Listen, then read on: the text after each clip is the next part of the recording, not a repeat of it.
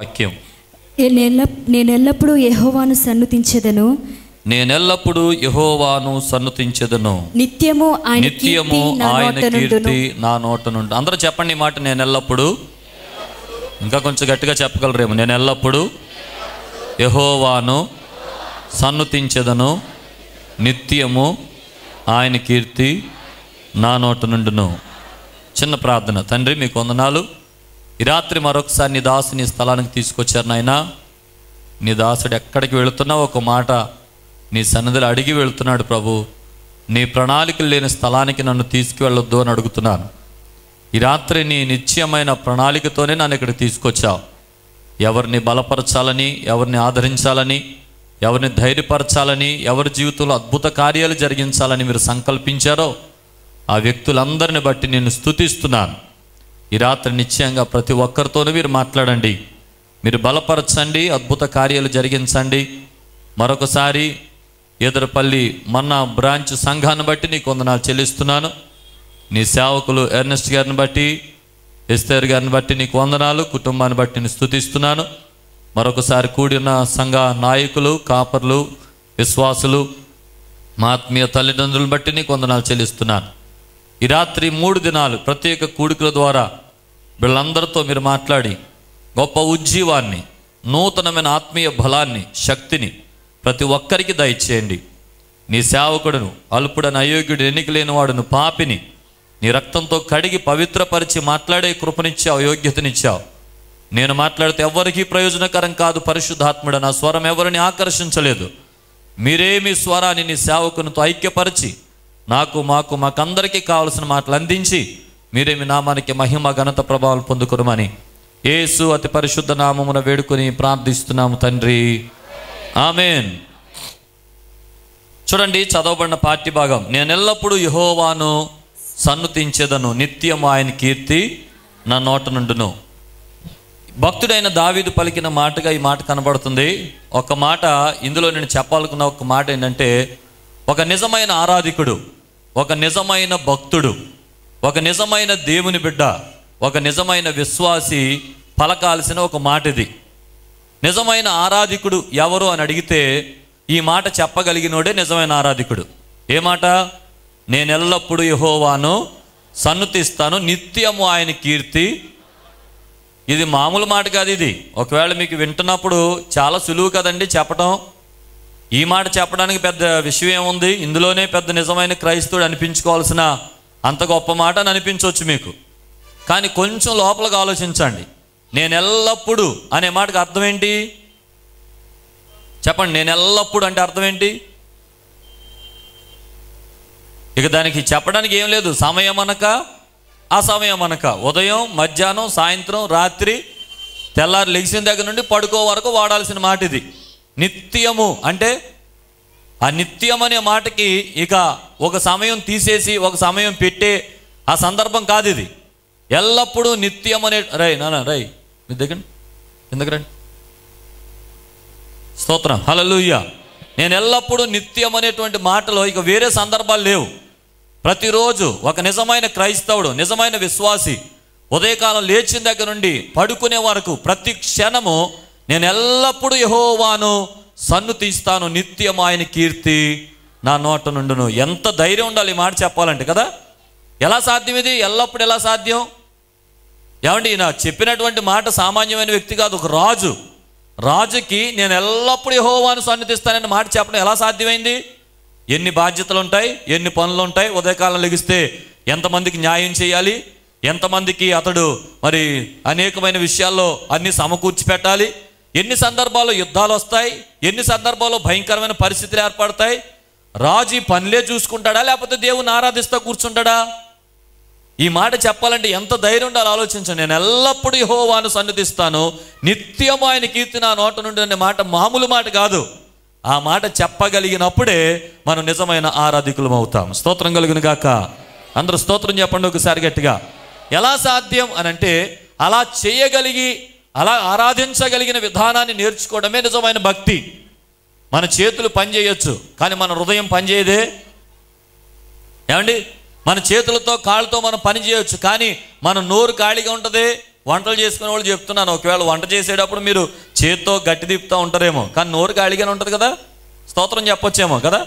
వందనాలు యేసయ్యా నీకు వందనాలు అని చెప్పుకోవచ్చు, హృదయం ఖాళీగా ఉంటుంది. అలా నిజంగా కనుక మీరు ఆరాధన చేస్తూ వంటలు చేయగలిగితే ఎంత టేస్ట్గా మారిపోతాయో వంటలో. ఆమేన్. ఆడవాళ్ళకి సాధారణంగా అది రాదు. ఎంతసేపు భర్తను తిడతాను, పిల్లల్ని తిడతాను, వాళ్ళని తిట్టా వీళ్ళని తిట్టా ఇలా వంటలు చేస్తూ ఉంటారు. అందులో ఉప్పు ఎక్కువ అయిపోద్ది, కారం ఎక్కువ అయిపోద్ది. మరలా ఆయన మళ్ళీ కూర్చున్న దగ్గర నుండి మళ్ళీ ఇంకో తిట్లు వస్తాయి కదా, ఎన్ని రకాలైన బాధలో. ఒక మాట చెప్తున్నాను, దేవుని బిడ్డలారా, నిజమైన ఆరాధికుడు అని ఎవరైతే పేరు సంపాదించుకుంటారో వారి జీవితంలో ఎప్పుడు కూడా ఆరాధించే ఒక మనసు, దేవుణ్ణి స్మరించే మనసు, హృదయం నిండా ప్రభువుని నింపుకొని పరిశుద్ధాత్మతో నింపబడి ఏది మాట్లాడినా, ఏది ఆలోచించినా, ఏది తలంచినా, ఎక్కడికి వెళ్ళినా, ఏ స్థలంలో ఉన్నా ఎల్లప్పుడూ దేవుడు అనే మాట కలిగి ఉంటాడు. హృదయం నిండుకున్న దాన్ని బట్టి నోరు మాట్లాడుతుంది. స్తోత్రం కలుగును గాక. అది నిజమైన ఆరాధికుల లక్షణం. కాబట్టి ఈ మాటను కొంచెం వివరించడానికి ఒక ప్రాముఖ్యమైన సందర్భాన్ని రాత్రి నేను మీతో చెప్పడానికి ఆశపడుతున్నాను. నేను ఎల్లప్పుడూ నిత్యము అని 2 మాటల్లో మానవ జీవన యాత్రలో 2 మార్గాల మధ్య ప్రయాణం సాగుతుంది. 2 విషయాలు దాటుకుంటూ వెళ్ళాలి. 2 అంశాలు ప్రతి ఒక్క వ్యక్తి ఎదురుపడుతూ వెళ్ళాలి. ఆ 2 సందర్భాలు దాటకుండా ఒక మనిషి జీవితయాత్ర ఉండదు. ఏంటి ఆ 2 సందర్భాలు అంటే, సంతోషించే సమయాలు, రెండోది దుఃఖించే సమయాలు. ఆమేన్. నమ్ముతున్నారా? ఈ 2 లేకుండా ఎవరైనా ప్రయాణం చేస్తారా? పుట్టిన దగ్గర నుండి చనిపోయే లోపుగా ప్రతి మనిషికి ఎదురయ్యే 2 సందర్భాలు ఏంటంటే, హ్యాపీగా నవ్వుతాడు, సంతోషిస్తాడు, ఆనందంగా ఉంటాడు, ఆ సందర్భం ఒకటి ఉంటుంది. అదే మనిషి ఎప్పుడు ఏడుస్తాడో తెలియదు, ఎప్పుడు బాధలు కలుగుతాయో తెలియదు, ఎప్పుడు దుఃఖం వస్తుందో తెలియదు, ఎప్పుడు వేదన కలుగుతుందో తెలియదు. అలాంటి పరిస్థితుల మధ్య కూడా వ్యక్తులు ప్రయాణం చేయాలి. అయితే ఆరాధికులు అనబడే వారికి ఒక చోట ఆరాధించడం బాగా అలవాటు. ఎప్పుడనంటే సంతోషంగా ఉన్నప్పుడు, ఆనందంగా ఉన్నప్పుడు అందరూ ఆరాధన చేస్తారు. ఉదాహరణకు చూడండి, ఇంట్లో జరిగే స్తుతికోవడానికి సందర్భాలు ఉంటాయి. ఎలాగా? పుట్టినరోజు వస్తే స్తుతికోవటం సంతోషం కదా, వివాహాలు వస్తే స్తుతికోవటం అది ఆనందమే, ఉద్యోగాలు వస్తే స్తుతికోవటం, ప్రమోషన్లు వస్తే స్తుతికోవటం, ఏదైనా మంచి జరిగితే స్తుతికోవటం, ఇల్లు కట్టుకుంటే స్తుతికోవటం, పెళ్లి చేసుకుంటే స్తుతికోవటం, అన్ని సంతోషాలే. మంచిది. సంతోష సందర్భాల్లో మనం ఎలా స్తుతించగలుగుతున్నామో ఒక నిజమైన ఆరాధకుడు నేర్చుకోవాల్సిన అంశం ఏంటంటే, దుఃఖము కలిగినప్పుడు కూడా అలాగే మనం ప్రభువుని స్తుతించాలి. అది ఎల్లప్పుడు స్తుతించడం అంటే. స్తోత్రం కలుగును గాక. చాలా మంది జీవితాలు ఎలాగుంటుందంటే, సంతోషం కలిగినప్పుడు బాగానే ఆరాధిస్తారు, ఏదైనా నష్టం వచ్చి, వేదన కలిగి, దుఃఖం కలిగి, ఇంట్లో జరగకూడదు ఏదైనా జరిగి, ఇలాంటి పరిస్థితులు జరిగితే దేవుడు ఏమైపోయాడండి అని అడుగుతారు, దేవుణ్ణి ప్రశ్నిస్తారు, లేకపోతే దేవుడు లేడంటారు, ప్రార్థన మానేస్తారు, గుడి మానేస్తారు, భక్తి మానేస్తారు, నీతి ఉండదు, యథార్థత ఉండదు. ఏమండి, అప్పుడు నీకేమని అనిపించాలి? అవసరానికి నువ్వు దేవుణ్ణి వాడుకుంటున్నావు తప్ప దేవుణ్ణి దేవుడిగా ఆరాధించే నిజమైన ఆరాధికుడిగా మాత్రం లేవన్నమాట. నిజమైన ఆరాధికుడు అంటే కష్టమైన, నష్టమైన, శోధనైన, ఇరుకులైన, ఇబ్బందులైన, వేదనైన, కన్నీరైన, దుఃఖమైన, రక్తమైన, చావైనా సరే, అపోస్తుడైన పౌలు అన్నాడు, నా మట్టుకైతే బ్రతుకుట క్రీస్తే, చావైతే లాభము. స్తోత్రం కలుగును గాక. ఈరోజు ఎలాంటి క్రైస్తవుడిగా ఉన్నావు? నిజమైన ఆరాధికుడిగా ఉంటున్నావా? సంతోషం కలిగినప్పుడు ఎలా స్తుతించగలుగుతున్నావో, దుఃఖము కలిగినప్పుడు కూడా అలా స్తుతించగలుగుతున్నావా? అలా ఆరాధించగలుగుతున్నావా? అలా దేవుని నామాన్ని మహిమపరచగలుగుతున్నావా? ఒకసారి మనం ఆలోచన చేద్దాం. ఈ సందర్భాన్ని కొంచెం లోపలికి తీసుకెళ్లే ముందు నేను మాట్లాడాలనుకున్న ప్రాముఖ్యమైన అంశం ఏంటంటే, నేను ఎల్లప్పుడూ నిత్యము అనేటువంటి అంశంలో మనకు ఎదురయ్యే కష్ట సమయాలు, మనకు ఎదురయ్యే నష్ట సమయాలు, మనం ఎదుర్కొనే పరీక్ష సమయాలు, అన్ని సందర్భాల్లో సంతోషం ఉండదు. అనేక సార్లు దుఃఖం గుండా ప్రయాణం చేయాల్సి వచ్చినప్పుడు ఆ దుఃఖాన్ని ఒక క్రైస్తవుడు ఎలా అర్థం చేసుకోవాలి? ఒక విశ్వాసి విచారకరమైన పరిస్థితుల్ని ఏ రీతిగా అర్థం చేసుకోవాలి? ఆ శ్రమలో నీవు ఏ రీతిగా దేవుని యొక్క సన్నిధిని కలిగిన వాడివై నడవాలి? అసలు క్రైస్తవునికి శ్రమల్లో ఎలాంటి అనుభవాన్ని నేర్చుకుంటాడో ఆ విషయాలు మొదట మనం నేర్చుకోవాలి. అర్థమైందండి? ఒకసారి స్తోత్రం చెప్పండి, ఒకసారి గట్టిగా, ఇంకా బిగ్గరగా స్తోత్రం చెప్పండి. దానికి ముందు నేను అసలు క్రైస్తవులకి దేవుడు శ్రమలు ఎందుకు పర్మిషన్ ఇచ్చాడు ఒక మాట చెప్పి, ఆ శ్రమల్లో మనం స్తుతించడం వల్ల ఎలాంటి ఆశీర్వాదాలు పొందుకుంటామో కొన్ని ఉదాహరణలు చెప్తాను. ఎందుకు క్రైస్తవులకి శ్రమలు వస్తున్నాయి? విశ్వాస జీవితంలో అంత బాగున్నప్పటికీ నష్టాలు, శోధనలు, ఇరుకులు, ఇబ్బందులు, ఆవేదనలు, కలవరాలు, కన్నీరు, అనారోగ్యాలు ఎందుకు వస్తున్నాయి? ఏమండి, చాలా మందికి ప్రశ్న, బాగానే ఉంటాడు కదండి, బాగా ప్రార్థన చేసుకుంటాడు కదా, ఎందుకు వస్తుంది అబ్బాయికి అలాగా? క్రైస్తవుడే కదండి, ఎందుకు అలా నష్టపోతున్నాడు? నేను చెప్తున్నాను, శోధనలు 2 రకాలు. క్రైస్తవ విశ్వాస జీవితంలో ఉన్నా సరే ఏమండి, నీకు శోధనలు వస్తున్నాయి అంటే ఆ శోధనకు రెండు రకాలు. ఒకటి నీ అవివేకం వలన, నీ పాపం వలన, నువ్వు చేసేటువంటి దుర్మార్గ పనుల వలన కొన్నిసార్లు శ్రమలు వస్తాయి. అలాగ ఒకవేళ వచ్చింది అనుకోండి, ప్రభు పాదాల దగ్గర చెంత చేరి, ప్రభువా నేను తప్పు చేశాను, నన్ను క్షమించు, మరలా ఒకసారి ఇలాంటి పని చేయను, నీ దగ్గరికి వస్తున్నానని ప్రభు దగ్గరికి వస్తే ఖచ్చితంగా ఆయన క్షమించే దేవుడు, మరలా ఆయన దరి చేర్చుకుంటాడు. అలా కాదు, ఏ తప్పు చేయలేదు, నీలో ఏ పాపం లేదు, ఏ దోషం లేదు, నీలో ఎలాంటి పొరపాటు లేదు, చాలా ప్రార్థన చేస్తున్నావు, ఆరాధన మానటం లేదు, ఉపవాసాలు ఉన్నాయి, చాలా భక్తి చేస్తున్నావు, మంచి కానుకలు ఇస్తున్నావు, అయినా శోధనలు నిన్ను వెంటాడుతున్నాయా? అలాంటి పరిస్థితుల్లో కూడా ఒకవేళ కష్టాలు, ఇరుకులు, ఇబ్బందులు నీ మీదకి వచ్చి పడుతున్నాయా? అలాంటి శోధనలు ఎలా అర్థం చేసుకోవాలి? ఒకసారి మొదటి పేతురు పత్రికలోకి వద్దాం. మొదటి పేతురు పత్రిక చూడండి, మొదటి అధ్యాయంలో 6-7 వచనాల్లో అలాంటి శోధనల గురించి పరిశుద్ధాత్మ దేవుడు పేతురు భక్తుడి ద్వారా ఒక మాట రాయించాడు. ఆ మాట ఒకసారి చదువుదాం. ఇందువలన మీరు మిక్కిలి ఆనందించుచున్నారు గాని అవసరమును బట్టి నానా విధములైన శోధనల చేత ప్రస్తుతమున కొంచెం కాలము మీకు దుఃఖము కలుగుచున్నది, నశించిపోవు సువర్ణం అగ్ని పరీక్ష వలన శుద్ధపరచబడుచున్నది కదా, దానికంటే అమూల్యమైన మీ విశ్వాసం ఈ శోధనల చేత పరీక్షకు నిలిచినదై యేసుక్రీస్తు ప్రత్యక్షమగునప్పుడు మీకు మెప్పు, మహిమ, ఘనత కలుగుటకు కారణము అగును. స్తోత్రం చెప్పండి అందరూ ఒకసారి గట్టిగా. ఈ మాటలో ఉన్న అర్థాన్ని కొద్దిసేపు మీకు వివరించిన తర్వాత అప్పుడు నేను ఎల్లప్పుడూ అనే మాటలో ఉన్న అర్థాన్ని కొద్ది నిమిషాలు నేను మీతో చెప్తాను. చూడండి, భక్తుడైన పేతురు ద్వారా విశ్వాసులకు కలిగే శ్రమల్లో దేవుడు ఎలాంటి అద్భుతాలు దాచించాడు ఇక్కడ కొన్ని మాటలు చెప్పాడు. దాని ఉదాహరణ చెప్పడానికి బంగారాన్ని ఉదాహరణగా తీసుకున్నాడు. ఏమంటే బంగారం తెలియని వాళ్ళు ఎవరైనా ఉన్నారు ఇక్కడ? బంగారం నాకు తెలియదండి, అబ్బాయి అసలు బంగారం ఎప్పుడు చూడలేదండి అన్నవాళ్ళు ఉన్నారు ఇక్కడ? ఎవరన్నా? ఎవరు లేరు కదా. బంగారం అందరికీ తెలుసు. ఏమంటే ఇంచుమించుగా అందరికీ ఎక్కడో ఒక చిన్న బంగారు పోస్తూ చేతికో, ముక్కుకో, చెవికో, మెడకో ఏమండి తప్పకుండా వేసుకుంటారు చాలామంది. బంగారం అంటే అందరికి ఇష్టమే, విలువైనది, చాలా ఖరీదు పెట్టుకునేది. ఒక ఉదాహరణ ఇందులో నుండి, ఒక 2 సంవత్సరాల క్రితం ఒక బంగారం గొలుసు కొన్నావు అనుకోండి. ఆ గొలుసు మెడలో వేసుకున్న తర్వాత 2 సంవత్సరాలకి ముందు నువ్వు కొన్నప్పుడు ఉన్నటువంటి మెరుపు ఆ బంగారానికి 2 సంవత్సరాల తర్వాత ఉండదు. ఏమవుతుంది చెప్పండి, మాట్లాడాలి మీరు. ఏమవుతుంది ఆ మెరుపు? ఎందుకు పోతుంది? మనలో ఉన్న మట్టి, చెత్త, చెదారం అంతా అందులోకి వెళ్ళి బంగారం మెరుపు పోతుంది. సరే, బంగారం మెరుపు పోయింది కదా అని ఎవరైనా బంగారం తీసి బయటపడేస్తారా? అమలాపురంలో ఉన్నారా ఎవరైనా? అలాంటి వాళ్ళు అడ్రస్ ఇవ్వండి, మీ అడ్రస్ నాకు.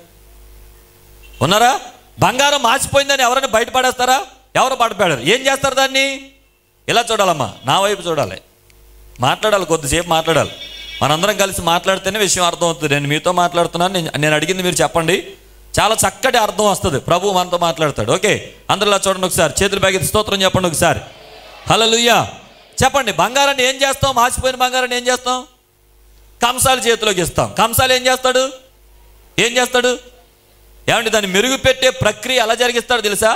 అమ్ము, ఇది అమలాపురం ఈదరపల్లి మన్నా సంఘ విశ్వాసులు లేదా అమలాపురం విశ్వాసులు బంగారం చాలా జాగ్రత్తగా డీల్ చేయాలి అని చెప్పి బంగారం దూది పెట్టి దుడుస్తాడా కంసాలైనా? మరి ఏం చేస్తాడు? అగ్నిలో వేస్తాడా బంగారాన్ని? ఎంత విలువ పెట్టుకున్న బంగారాన్ని, ఏమండి బంగారమైనా సరే, ఎంత ఖరీదు పెట్టిన బంగారమైనా సరే, దానిని మరింత మెరుపులోనికి తేడానికి కంసాలు చేసే పని ఏంటంటే అగ్నిలో వేసి దాన్ని కాలుస్తాడు. ఒకవేళ బంగారానికే మాటలు వచ్చు అనుకుందాం, అది మాట్లాడటం ప్రారంభించింది, ఏవయ్యా కంసాలి అసలు నా విలువ తెలుసా నీకు? నేను ఎంత కాస్ట్లీయో తెలుసా? రాజులు సైతం నన్ను ఎత్తి మీద పెట్టుకుంటారా? ఇన్ని వేల రూపాయలు పెట్టి నన్ను ప్రజలు కొంటుంటే నన్ను అగ్నిలో పడేసి కాలుస్తావా అని ఒకవేళ బంగారం కంసాలి వానితో గొడవ పెట్టుకుని అది అతని చేతిలోండి పక్కకి వెళ్ళిపోయి పడిపోయింది అనుకోండి, మునుపటి కంటే అధికమైన మెరుపు అది పొందుకోగలుగుతుందా? అది పొందుకోవాలంటే ఏం చేయాలి? కంసాలి చేతిలో ఎలా చేస్తే అలా పడి ఉండాలి. ఆమేన్. ఆ కంసాలితో చెప్పాలి, కంసాలి నువ్వేది చేసినా నా మంచి కోసమే చేస్తావయ్యా, ఇదిగో నువ్వు నన్ను కాలుస్తున్నావంటే, నన్ను కొడుతున్నావంటే, నన్ను ఇలా చేస్తున్నావంటే మునుపటి కంటే అధికమైన మెరుపులోనికి తేడానికే నువ్వు నన్ను ఇలా చేస్తున్నావు తప్ప నన్ను నాశనం చేయడం నీ యొక్క ఉద్దేశం కాదు అని బంగారము మౌనంగా ఉంటే అది మునుపటి కంటే అధికమైన మెప్పు, మహిమను పొందుకుంటుంది. స్తోత్రం కలుగును గాక. పేతురు భక్తుడు ఈ ఉదాహరణ చెప్పి అంటున్నాడు, బంగారము కంటే అమూల్యమైన మీ విశ్వాసం. అర్థమైందా? మన విశ్వాస జీవితం అంటే బంగారం కంటే అమూల్యమైందట ప్రభు చెప్తున్నాడు. బంగారం కంటే అమూల్యమైన విశ్వాసాన్ని మరిన్నిసార్లు ఇంకా మరింత మెప్పులోనికి, మెరుపులోనికి, మహిమలోనికి తేడానికి నిన్నింకా నుదుపు పట్టడానికి, నిన్నింకా ఆశీర్వదించడానికి, నిన్నింకా ఘనపరచడానికి, నిన్నింకా గొప్ప చేయడానికి, నీకు ఇంకా ఉన్నతమైన స్థితిని ఇవ్వడానికి పరమ కంసాలి అయిన దేవుడు కూడా కొన్నిసార్లు ఏం చేస్తాడంటే శోధనలని కొలుములో వేసి మనల్ని కాలుస్తాడట. స్తోత్రం కలుగును గాక. ఆ బంగారానికి మాటలు రావు కాబట్టి మాట్లాడదాం. ఈ బంగారానికి మాటలు వచ్చి కదా ఇష్టం వచ్చినట్టు మాట్లాడేస్తుంది కదండి. ఇదేం దేవుడు అండి, ఈ ఏం శ్రమలండి, ఈ ఏం బాధలండి, దేవుడు నమ్ముకుంటే ఇలాంటి కష్టాలు వస్తాయా, ఇలాంటి బాధలు వస్తాయా, ఎందుకు వచ్చింది దేవుడు అండి, ఎందుకు వచ్చింది గొడవ, ఇది సంగతి. ప్రభు చెప్తున్నాడు, పరమకంసాలి అయిన చేతికి నిన్ను నువ్వు అప్పగించుకున్న రోజున, ఆయన చేతిలో ఆయన చిత్తాన్ని నువ్వు తెలుసుకున్న రోజున, ప్రభువా ఏది జరిగినా నీ కోసమే నేను ఉంటాను ఆయన అని గమనించుకుని దేవుని చేతిలో అణిగిమణిగి ఉన్న రోజున మరింత మెప్పు మహిమ నీ జీవితంలో అనుభవిస్తావు. స్తోత్రం కలుగును గాక. ఒకవేళ ఎవరైనా శ్రమలతో కొట్టబడతా, ఇరుకులతో, ఇబ్బందులతో, వ్యాధులతో, కలవరాలతో నలిగిపోతే ఇక్కడికి వచ్చారేమో, ప్రార్థనలోనే ఉంటున్నానండి, భక్తిలోనే ఉంటున్నానండి, ఉపవాసాలు చేస్తున్నాను, కానుకలు ఇస్తున్నాను, ఎక్కడ దైవజనుల మాట తప్పడం లేదు, దేవుని కొరకు జీవిస్తున్నాను, అయినా శోధనలాగా వస్తున్నాయి, అయినా కష్టాలు వస్తున్నాయి, అయినా ఇరుకులు వస్తున్నాయి, అయినా ఇబ్బందులు వస్తున్నాయి, అయినా భయంకరమైన పరిస్థితులు కలుగుతున్నాయి. ఇలా ఎవరైనా బాధపడుతూ ఇక్కడికి వస్తే ఈ రాత్రి నేను మీకు ఇస్తున్న శుభవార్త ఏంటో తెలుసా? మీరు పరీక్ష సమయంలో ఉన్నారు. కొన్ని దినాల్లో దేవుడు మిమ్మల్ని మరింత మెప్పులోనికి తీసుకురాబోతున్నాడు. స్తోత్రం కలుగును గాక. ఆ శ్రమలోనే ఓపి పట్టండి. పరీక్ష లేకుండా పై క్లాస్కి వెళ్ళరు ఎవరో. పరీక్షలు జరగాలి. 7వ తరగతి పాస్ అయితేనే 8వ తరగతిలోకి వస్తాం, 8 అయితేనే 9, 10 అయితేనే ఇంటర్మీడియట్. పరీక్షలు రాయటం ఇబ్బందికరంగా ఫీల్ అయితే పై క్లాస్లోకి వెళ్ళలేరు ఎవరో. నేను అలాగే ఇబ్బంది పడ్డాను ఇంటర్మీడియట్లో, వెనక ఆగిపోయింది జీవితం. అర్థమైందండి? పరీక్షను ఇబ్బందిగా అనుకోకూడదండి. దేవుడు పెట్టే పరీక్షలు, ప్రభు పెట్టే కొన్ని పరీక్షలు మన జీవితంలో ప్రభు కోసమైనటువంటి ఒక గొప్ప సవాలుగా ఎదుర్కోవాలి, నిలబడాలి, ఆ పరీక్షల్లో తట్టుకోవాలి. దేవుడు మరింత మెప్పులోనికి మార్చబోతున్నాడని అనుభవంలోకి తెచ్చుకోగలిగితేనే ఆ తర్వాత పై స్టెప్లోనికి మనం వెళ్ళగలుగుతాం. స్తోత్రం కలుగును గాక. ఇప్పుడు కొంతమంది భక్తులను చూపిస్తాను మీకు. ఈ భక్తుల జీవితాలు ఎలా నడిపించబడ్డాయి, ఎలాంటి శ్రమలో ప్రయాణం చేశారు. ఒకవేళ వారి శ్రమలను గురించి వాళ్ళు వ్యతిరేకంగా ఆలోచించుంటే అసలు వారి జీవితాలు ఏమై ఉండేవి? ఈ భక్తులకి కలిగిన శ్రమలు మంచిదైందా చెడ్డదైందా మీరు చెప్పాలి. ఇప్పుడు యోబు దగ్గరికి వెళ్దాం ఒకసారి. యోబు ఏమన్నాడు తెలుసా? ఆయన నన్ను శోధించిన తరువాత నేను సువర్ణంగా మారుతాను. సంతోషంగా ఉన్నారు అందరూ? ఒకసారి చేతులెత్తి స్తోత్రం చెప్పండి ఒకసారి. యోబుని దేవుడు ఎంతగా పరీక్షించాడు. ఇక మనం మాట్లాడుకోకల్లా. 10 మంది పిల్లలు ఒకసారి చనిపోయారు, ఆస్తులన్నీ కోల్పోయాడు, ఐశ్వర్యం అంతా కోల్పోయాడు. ఏమండి, అన్ని పోయినాయి. అన్ని పోతే పోయి ఇంకా ఆరోగ్యం ఉంటే ఎలాగలో అని బ్రతకొచ్చు, ఆరోగ్యం కూడా క్షీణించిపోయింది. ఇంకెందుకు బ్రతకాలి? ఒకప్పుడు దేవుడు అంటే యోబుకి ఎంత భక్తి, ఎంత విశ్వాసం, యోబు అడుగు పెట్టిన స్థలం ఎలాంటి మంచి పేరుండేది. అలాంటి యోబు చెంబరి పెంటగొప్పల మీద కూర్చొని చిల్ల పెంకులతో తను గీరుకొని ఒక ఘోరమైన పతనావస్థితిలో చేరిపోతే భార్య వచ్చి అంటుందా, ఇంకేం దేవుడయ్యా, ఇంకేం దేవుడు, ఏం చేశాడు దేవుడు నీకు? భార్య వచ్చి దూషిస్తుంది ఒక పక్క. ఎందుకు వచ్చిన దేవుడు, దేవుడి పేరు ఎత్తడం మానే అంటుంది. అలాంటి సమయంలో యోబు పలుకుతున్న మాట ఏంటి తెలుసా? దేవుడు ఇస్తేనే దేవుడా, తీసుకుంటే దేవుడు కదా? ఆయన ఇచ్చినప్పుడేమో చప్పలు కొట్టి పాటలు పాడేస్తావా, ఆయన తీసుకుంటేనేమో దేవుడు వద్దా?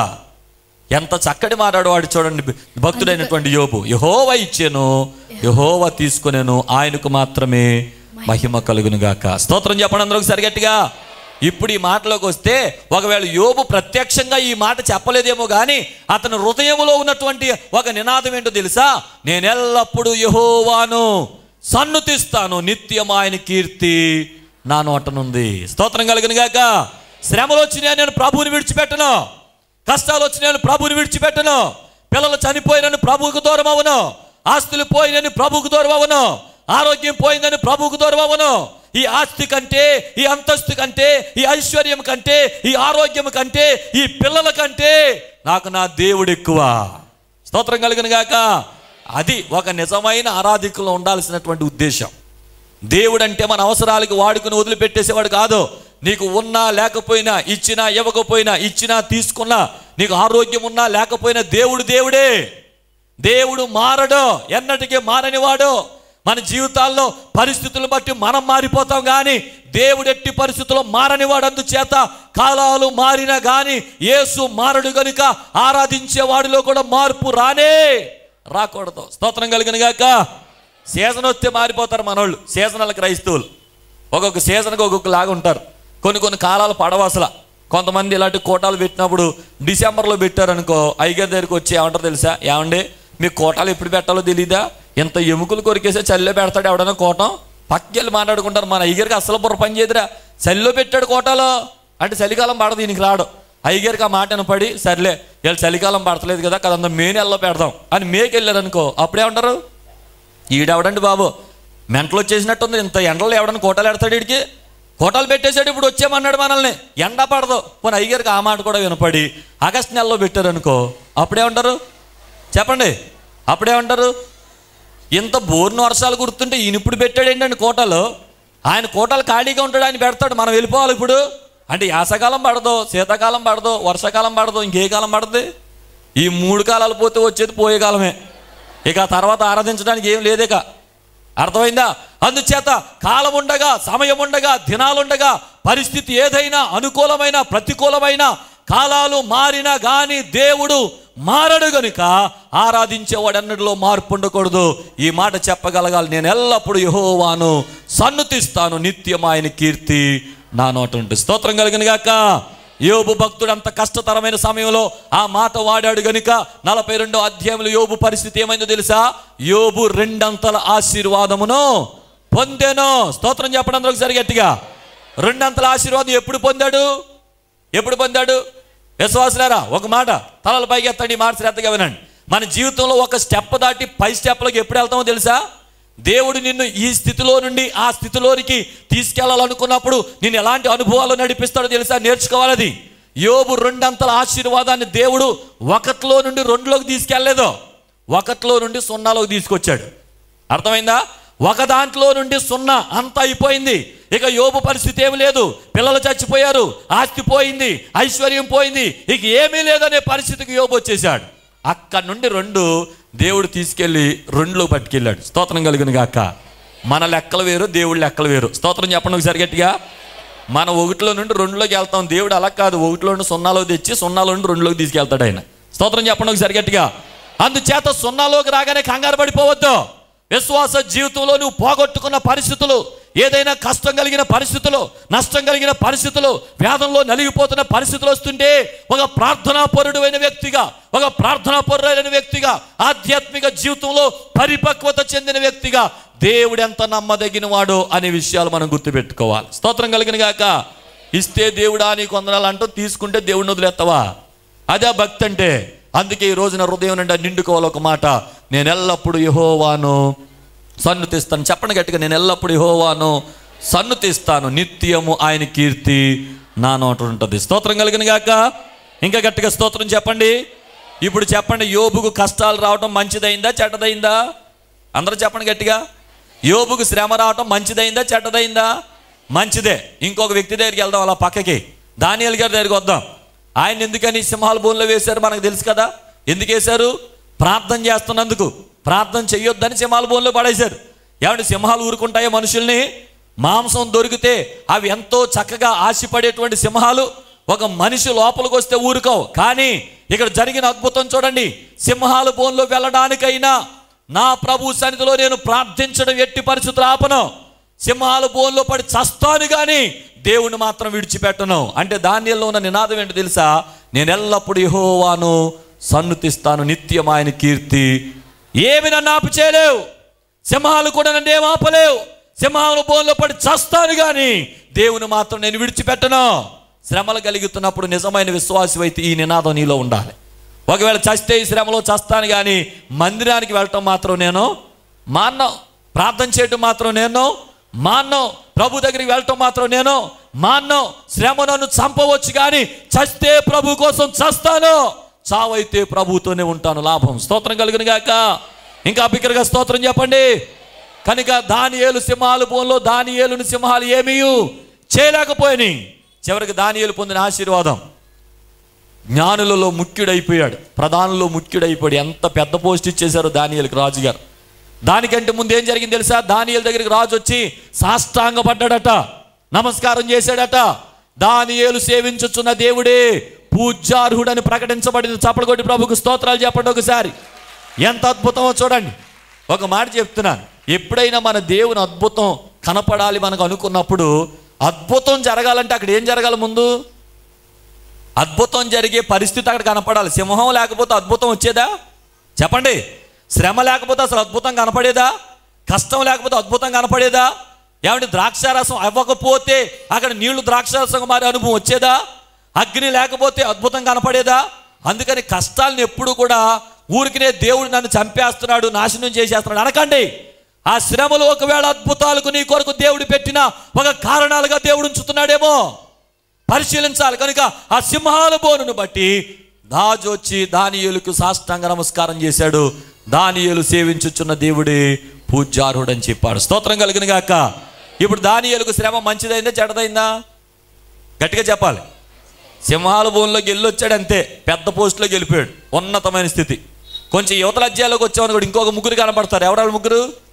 శద్రకు, మేషకు, అబేద్నెగోలు. వాళ్ళు కూడా సేవించండి అని చెప్పిన విగ్రహానికి సేవించని కారణాన అగ్నిగుండంలో ఏమన్నాడు? అగ్నిగుండంలో 7 అంతలు చేశాడు.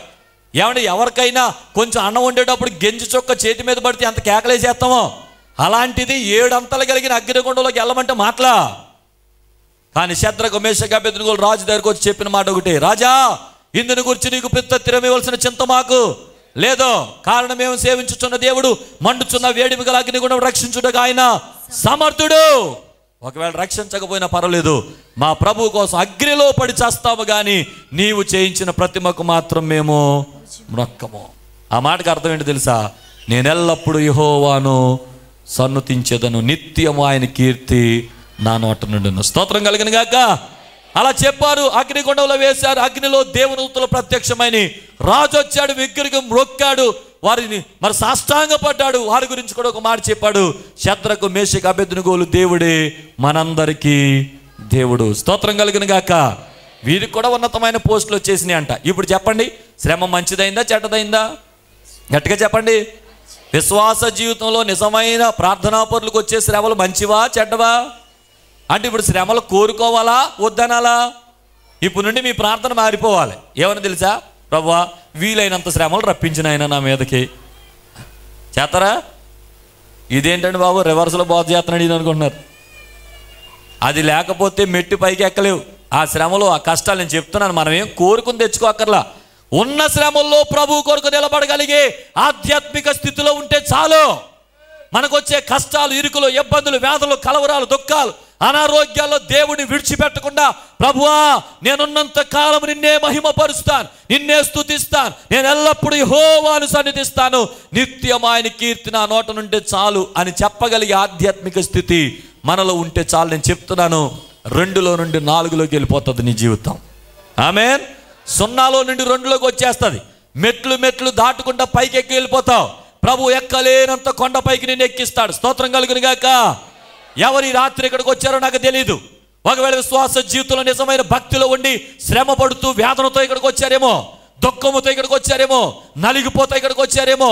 నిజమైన భక్తిపరుడిగా, భక్తిపరురాలుగా ఉండి నా జీవితంలో ఎందుకు శ్రమలు వస్తున్నాయి, ఎందుకు నిరుత్సాహం ఎదురవుతుంది, ఎందుకు కష్టం ఎదురవుతుంది, నా జీవితంలో దుఃఖం ఎందుకు కలుగుతుంది అని ఎవరైనా ఒకవేళ నలిగిపోతే ఇక్కడికి వచ్చారేమో, నేను చెప్తున్నాను, ప్రభు సేవకునికి ఒక మాట, ఆయన మనల్ని శోధించిన తరువాత మనల్ని సువర్ణంగా మారుస్తాడు. స్తోత్రం కలుగును గాక.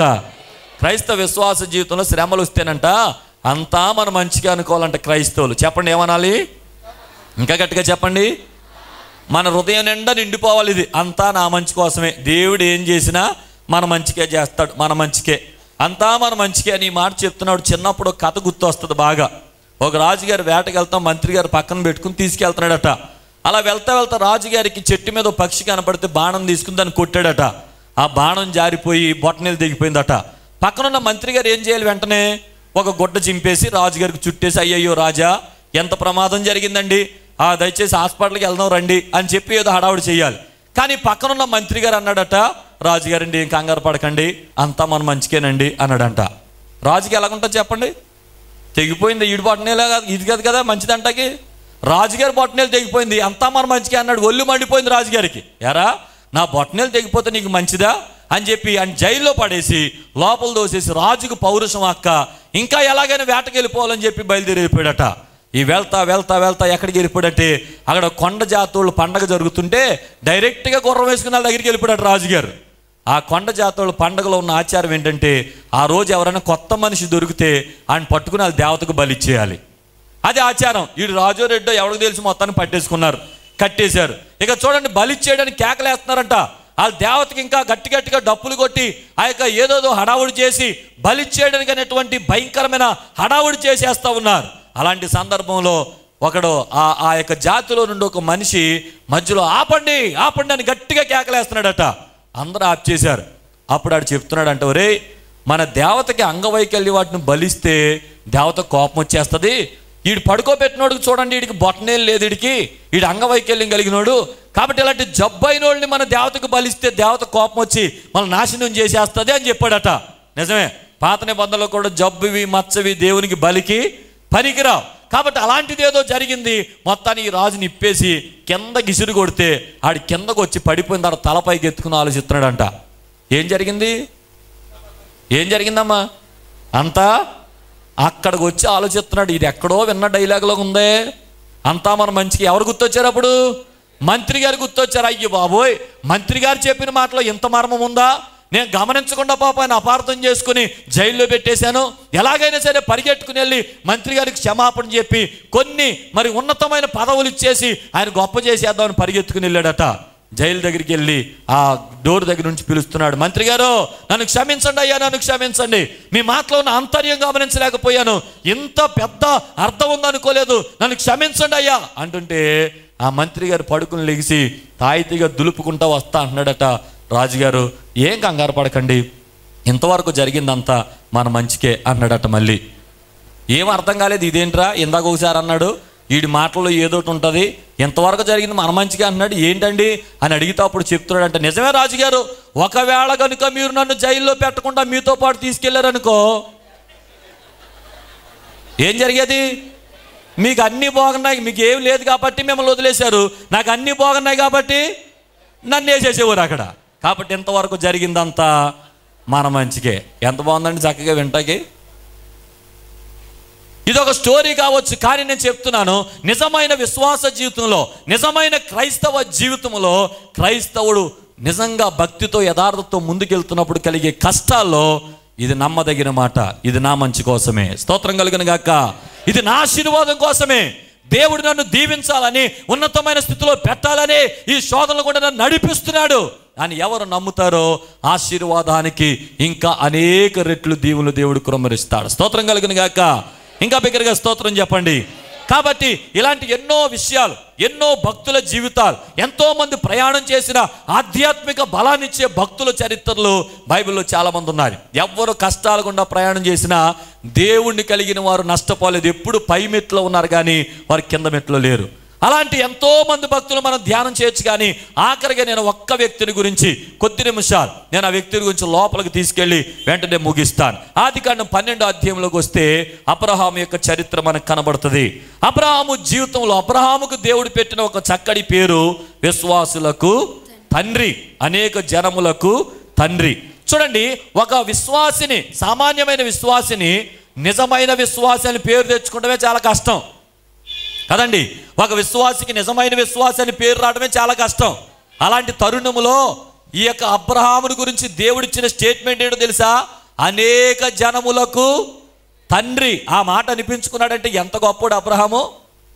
ఏమండి, ఎంత విశ్వాసాన్ని అబ్రహాములో దేవుడు చూస్తే ఆ మాట ఉండాలి. ఎంత గొప్ప విశ్వాసాన్ని అబ్రహాములో దేవుడు కనుగొంటే అతని జీవితంలో ఇలాంటి బిరుదునివ్వాలి. ఏం చూపించాడు అబ్రహాం? ఎలాంటి విశ్వాసాన్ని దేవుడు అబ్రహాములో చూచాడు?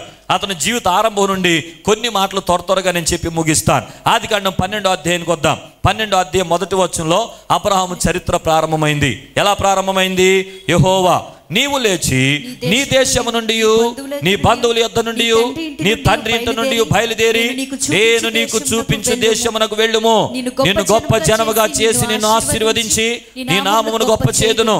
నీవు ఆశీర్వాదముగా ఉందువు. ఆశీర్వదించును అని ఆశీర్వదించెదను, దూషించు అని శపించెదను. భూమి యొక్క సమస్త వంశంలో నీ యందు ఆశీర్వదించబడునని అబ్రహాముతో అనగా యెహోవా అతనితో చెప్పిన ప్రకారం అబ్రాము వెళ్ళెను. లోతు అతనితో కూడా వెళ్ళెను. అబ్రహాము హారా నుండి బయలుదేరినప్పుడు 75 ఏండ్ల ఈడుగలవాడు. ఓకే, ఈ 4 వచనాల్లో ఉన్న అబ్రహాము యొక్క చరిత్ర, అబ్రహాములో ఉన్న విశ్వాస జీవితం, అబ్రహామును దేవుడు ఇంతగా మెచ్చుకోవడానికి గల కారణాలు ఏంటో ఈ 4 వచనాల్లో ఉన్న కొన్ని విషయాలు నేను త్వరగా చెప్పి ముగిస్తాను. చేతులు పైకి గట్టిగా స్తోత్రం చెప్పండి, ఇంకా గట్టిగా స్తోత్రం చెప్పండి. చూడండి, మొదటి మాట, అబ్రహామును దేవుడు పిలిచినప్పుడు కండిషను ఏంటి? అక్కడ తలలో ఇటు చూడండి, ఇటు చూడండి, నా వైపు చూడండి, నా వైపు చూడండి, ఇంకెటు తిరగండి. ఓకే, ఇలాగా అబ్రహామును దేవుడు పిలుస్తున్న మొదటి వచనములో అసలు అతని పరిస్థితి ఏంటి అని ఆలోచన చేస్తే ఆ పిలుపు వెనకాల ఉన్నటువంటి నిజమైన ఆశీర్వాదం, ఘనత ఏంటో మనకు అర్థమవుతుంది. అబ్రహాము దేవుడు పిలుస్తున్నాడు, అబ్రహామా నీవు లేచి నీ దేశాన్ని, నీ తండ్రి ఇంటిని, నీ బంధువులను వదిలే, నేను దేశం చూపిస్తాను, వాడికి వెళ్ళిపో అన్నాడు.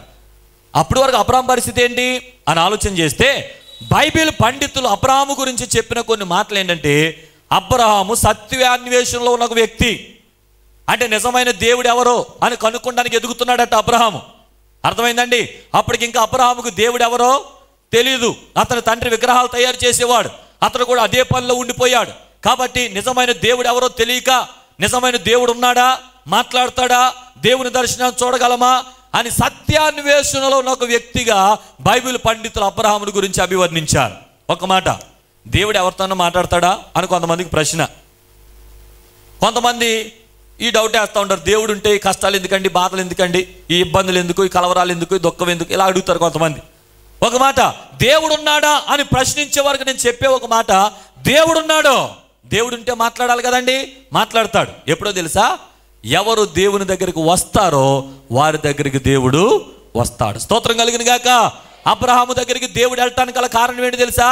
దేవుడు ఎవరు, దేవుడు ఉన్నాడా, దేవుడు మాట్లాడతాడా, దేవుడు కనబడతాడా, నిజ దేవుడు ఎవరు అని సత్యాన్వేషణలో ఉన్న వ్యక్తిగా అబ్రహాముని గురించి చరిత్రకారులు చెప్తున్నారు. నిజమే, ఎవరు ఆశ కలిగి ఉంటారో, ఎవరు ఆధ్యాత్మిక చింతన కలిగి ఉంటారో, ఎవరు దేవుని గురించి తపన కలిగి ఉంటారో, దేవుడు చూడాలని, ఆయన స్వరం వినాలని, ఆయనతో మాట్లాడాలని, ఆయన ఆశీర్వాదాలు పొందాలని దేవుని కొరకు ఎవరు పరితపిస్తారో అలాంటి వారితో దేవుడు ఖచ్చితంగా మాట్లాడతాడు. యాకోబు పత్రికలో చెప్తాడు, దేవుని యొద్దకు రండి, అప్పుడు ఆయన మీ దగ్గరికి వస్తాడు. స్తోత్రం చెప్పడం అందరూ సరి గట్టిగా.